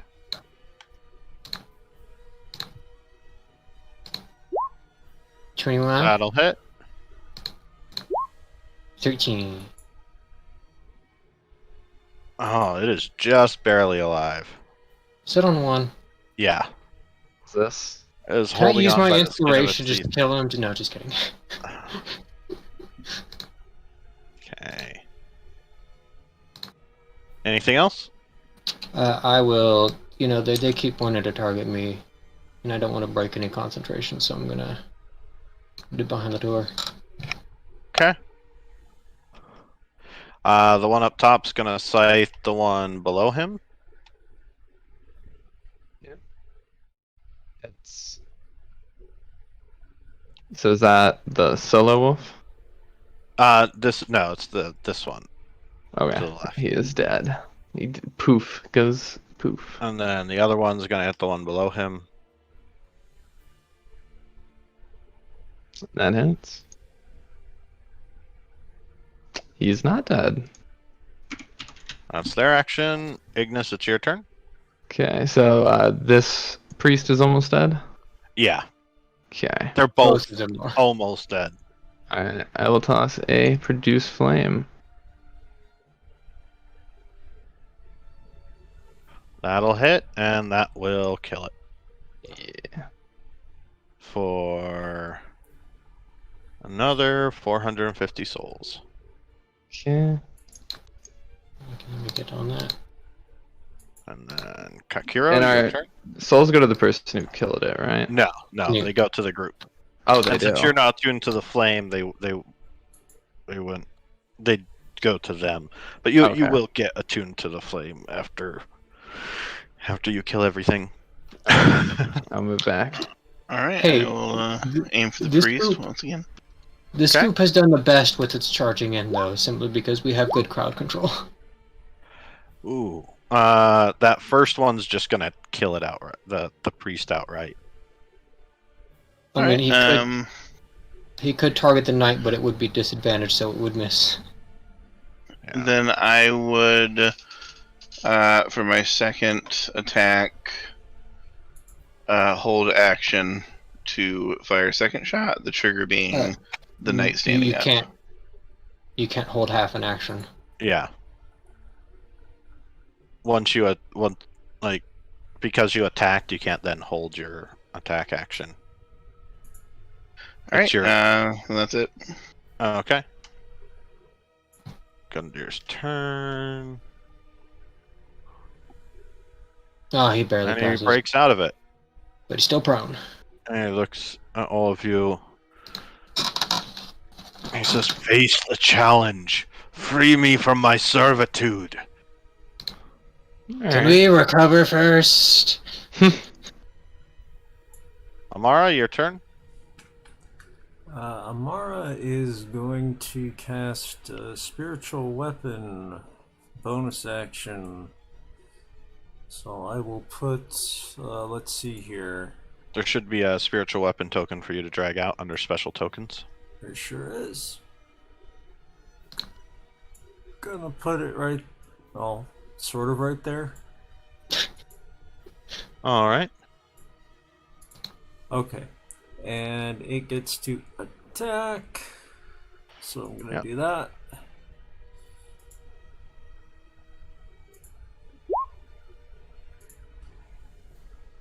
That will hit. It does technically have advantage if you want to crit fish. Yeah. Oh, that's true. It does have advantage, but keep the roll. Okay. Roll the damage.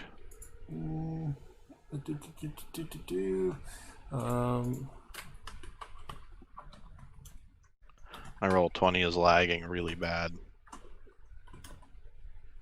Yeah, this past week, I wonder if they're doing something to the servers. Or maybe it's Come on. all the people There it doing goes. Halloween. That could be.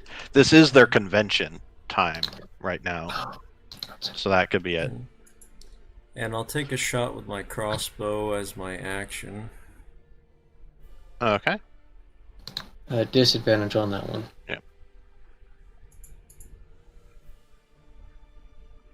Yeah, I bet they prioritized the All Crit the special stuff. yeah. Yep, that'll miss. And that's an end turn. Alright. Direwolf's turns. I guess the two up top would try to get down. Okay. Athletics or acrobatics check as they jump off. Alright. That's the one up top. And then the other one. The other one fails. Okay, it's lucky because if The it first fails, I one think it fails, dies. the second one... Oh. The first one doesn't, the second one passes. Oh, yeah. So it takes 3 damage, and the other Okay. one. Alright, Problem is and the other now. one has 2 health. Yeah. I could do Now that- more, but I ended up killing some wolves. They'll make 6 attacks. Okay. Okay. 3 hits and 2 one of hits. them's a nat 20. Or 3, yeah. Alright. 8, 16. 12. So that is 28.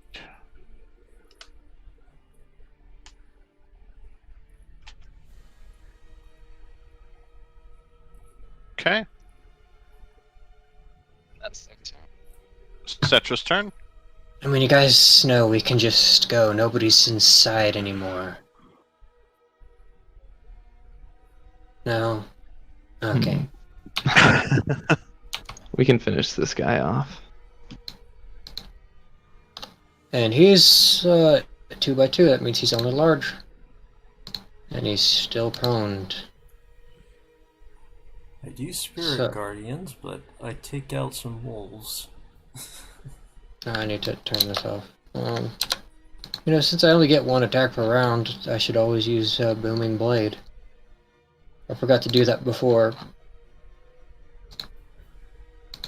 So I will stibbity stab. 21 hits. Yep. For 8 piercing, 3 fire, 2 thunder, and I don't think prone affects strength.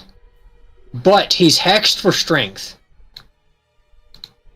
Amara never That's unhexed. true. She hasn't taken damage. 8, 9, 10, 11, 12. Oh, but he's probably gonna pass. I think his minimum is gonna pass that, isn't it? But so you know what? I will use Not my quite. inspiration. I'm still gonna use my inspiration. Because he's at a disadvantage for his strength checks, right? Yeah. Yes. Oh, I didn't need to burn my inspiration, but you know what? Sadly, he doesn't take double damage from this. Ooh, but don't worry about the 6. He takes 10 bludgeoning damage from that, though. Start squeezing.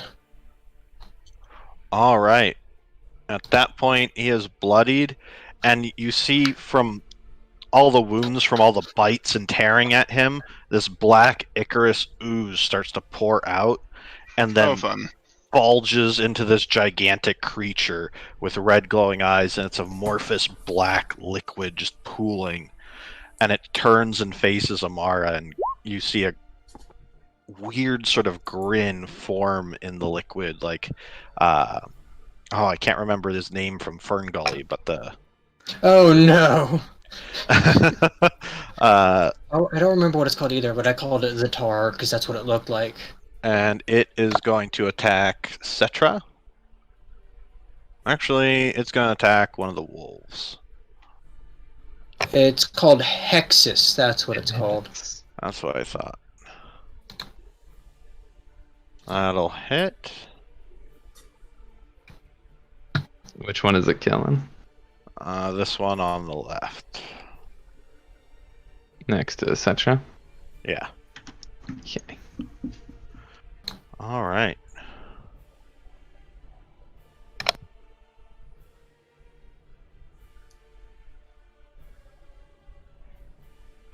All right. I need to...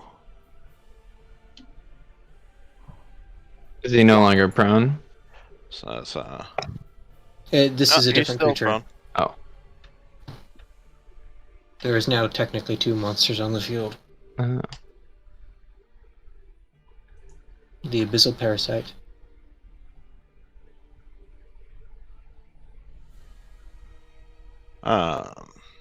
All right. That is a 7.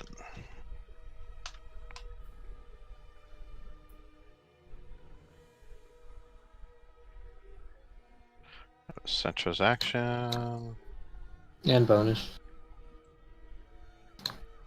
Okay. What's your bonus? No, that was Oh, my the bonus. No, concern. correction. Ignis?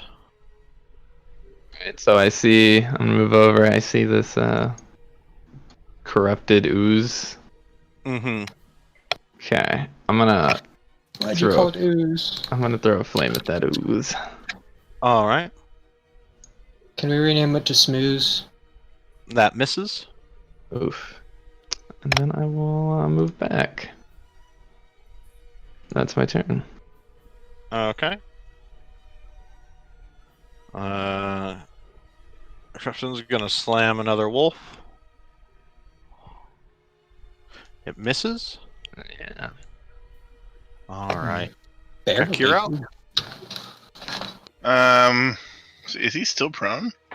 Yeah. He hasn't had a turn to get up yet. Alright, so he'll just, Oh, don't you have 45 movement speed? yeah, but I'm not getting up into melee with him. Coward.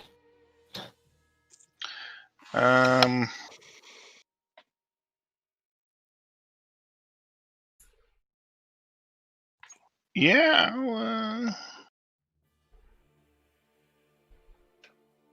I'll just hold my action to attack if he gets up. Okay. He stands up. Make your attack. Alright, and Yeah, you only get one of your attacks. pew. That will miss it. The arrow just bounces off of its armor. It says, "Come, warriors, face me as one, or you don't stand a chance. Free me from this prison, or be destroyed." What do you mean prison? Talk about that thing. He is going to grab one of the wolves, or attempt to. Oh. Yeah. Yeah. Sadly, it counts as an attack, not a strength check. Yeah. They'd lose that anyways. He was gonna slam it into one of the other wolves, but it just gets crushed and dissolved in his Yeah. palm. So then, and it's the one above him. So Okay. then he's going to swing his halberd at the one to the top right. Hits. Dead. Not quite. His Instead, minimum wouldn't kill them instantly, but he takes damage. And opportunity attacks. No, no, no, Yep. no. He takes damage because I used Booming Blade on him. Yeah. Roll it. So he takes another 11 damage. 2 bites, 1 hit. Okay. He is to DC strength or prone. Hex I think only affects checks, not saves. Yeah. Okay. So that is 8. Ow! Oh wait, I'm sorry. Actually, he can't move, so he doesn't take the 11 damage or that because he's grappled. Oh. Oh. I coiled. He's grappled. Okay. Both of our movement speed is 0, so this isn't that good. Okay. Amara, your turn. Amara is going to use, well, something brand new. Form of Dread. She is engulfed in the black flames of the abyss. And I'm going to roll for temporary hit points.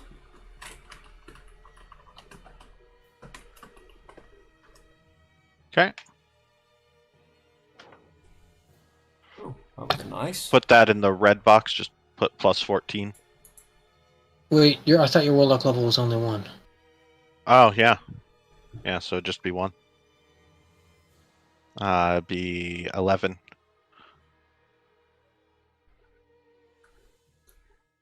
Oh, right. Sorry, I thought wisdom, not warlock. Sorry. But yeah, anything like on your token, it's a little red bubble. Put plus 11 in that bubble and hit enter. My Roll20 is a little tweaked at the moment. Roll20 is a little tweaked at the moment. I'm just gonna add it to my current hit points, but I will keep track No, of this. I'll put it in. Okay. There. There, that should do it. Did you add it or did you just I just added it. It should be on there anyway. in the red? Yeah, you didn't add it to your normal HP, did you? No, temporary.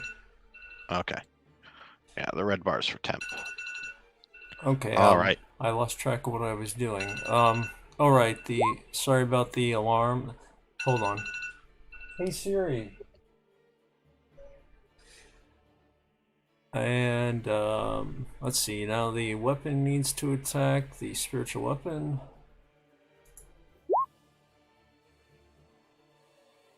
Nice. Oh. That will definitely hit.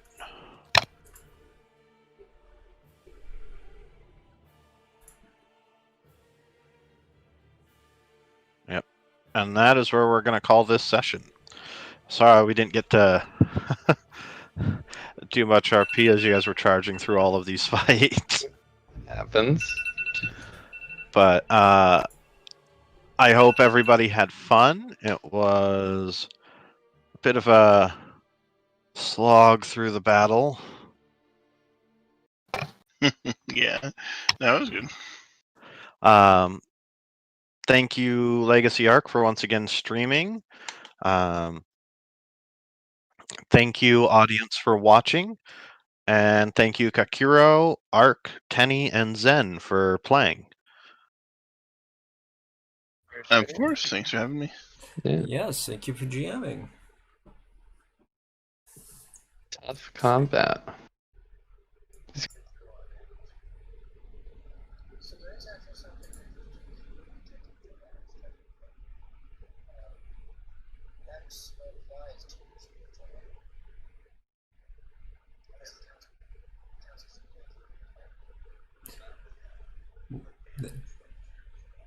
Then it should, my form of dread should apply as well, if that's the case.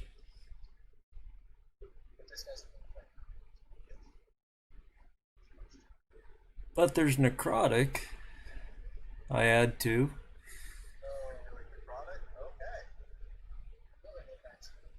Well, what can you do? I can't win today. Let me close out the stream here for you. Okay, everybody, that is another session of Cursed World, and we are ending on a cliffhanger as we have not yet defeated Gunjer here at the entrance to the church. Well, and I may have just healed him. Isn't that great? Well, it was an exciting battle session. As Frosty said, it was a slog up here to the entrance. And next time around, we are going to see what happens. Hopefully, we take him down and we see where they have been, well, hauling off all of the commoners. Maybe we will meet the king. Thank you again to GM Frosty for always being supportive of the channel and of our cause, which is to support disabled and chronically ill gamers. This has been JT with Legacy Art Games, wishing you guys a great evening. Take care of yourselves and of each other.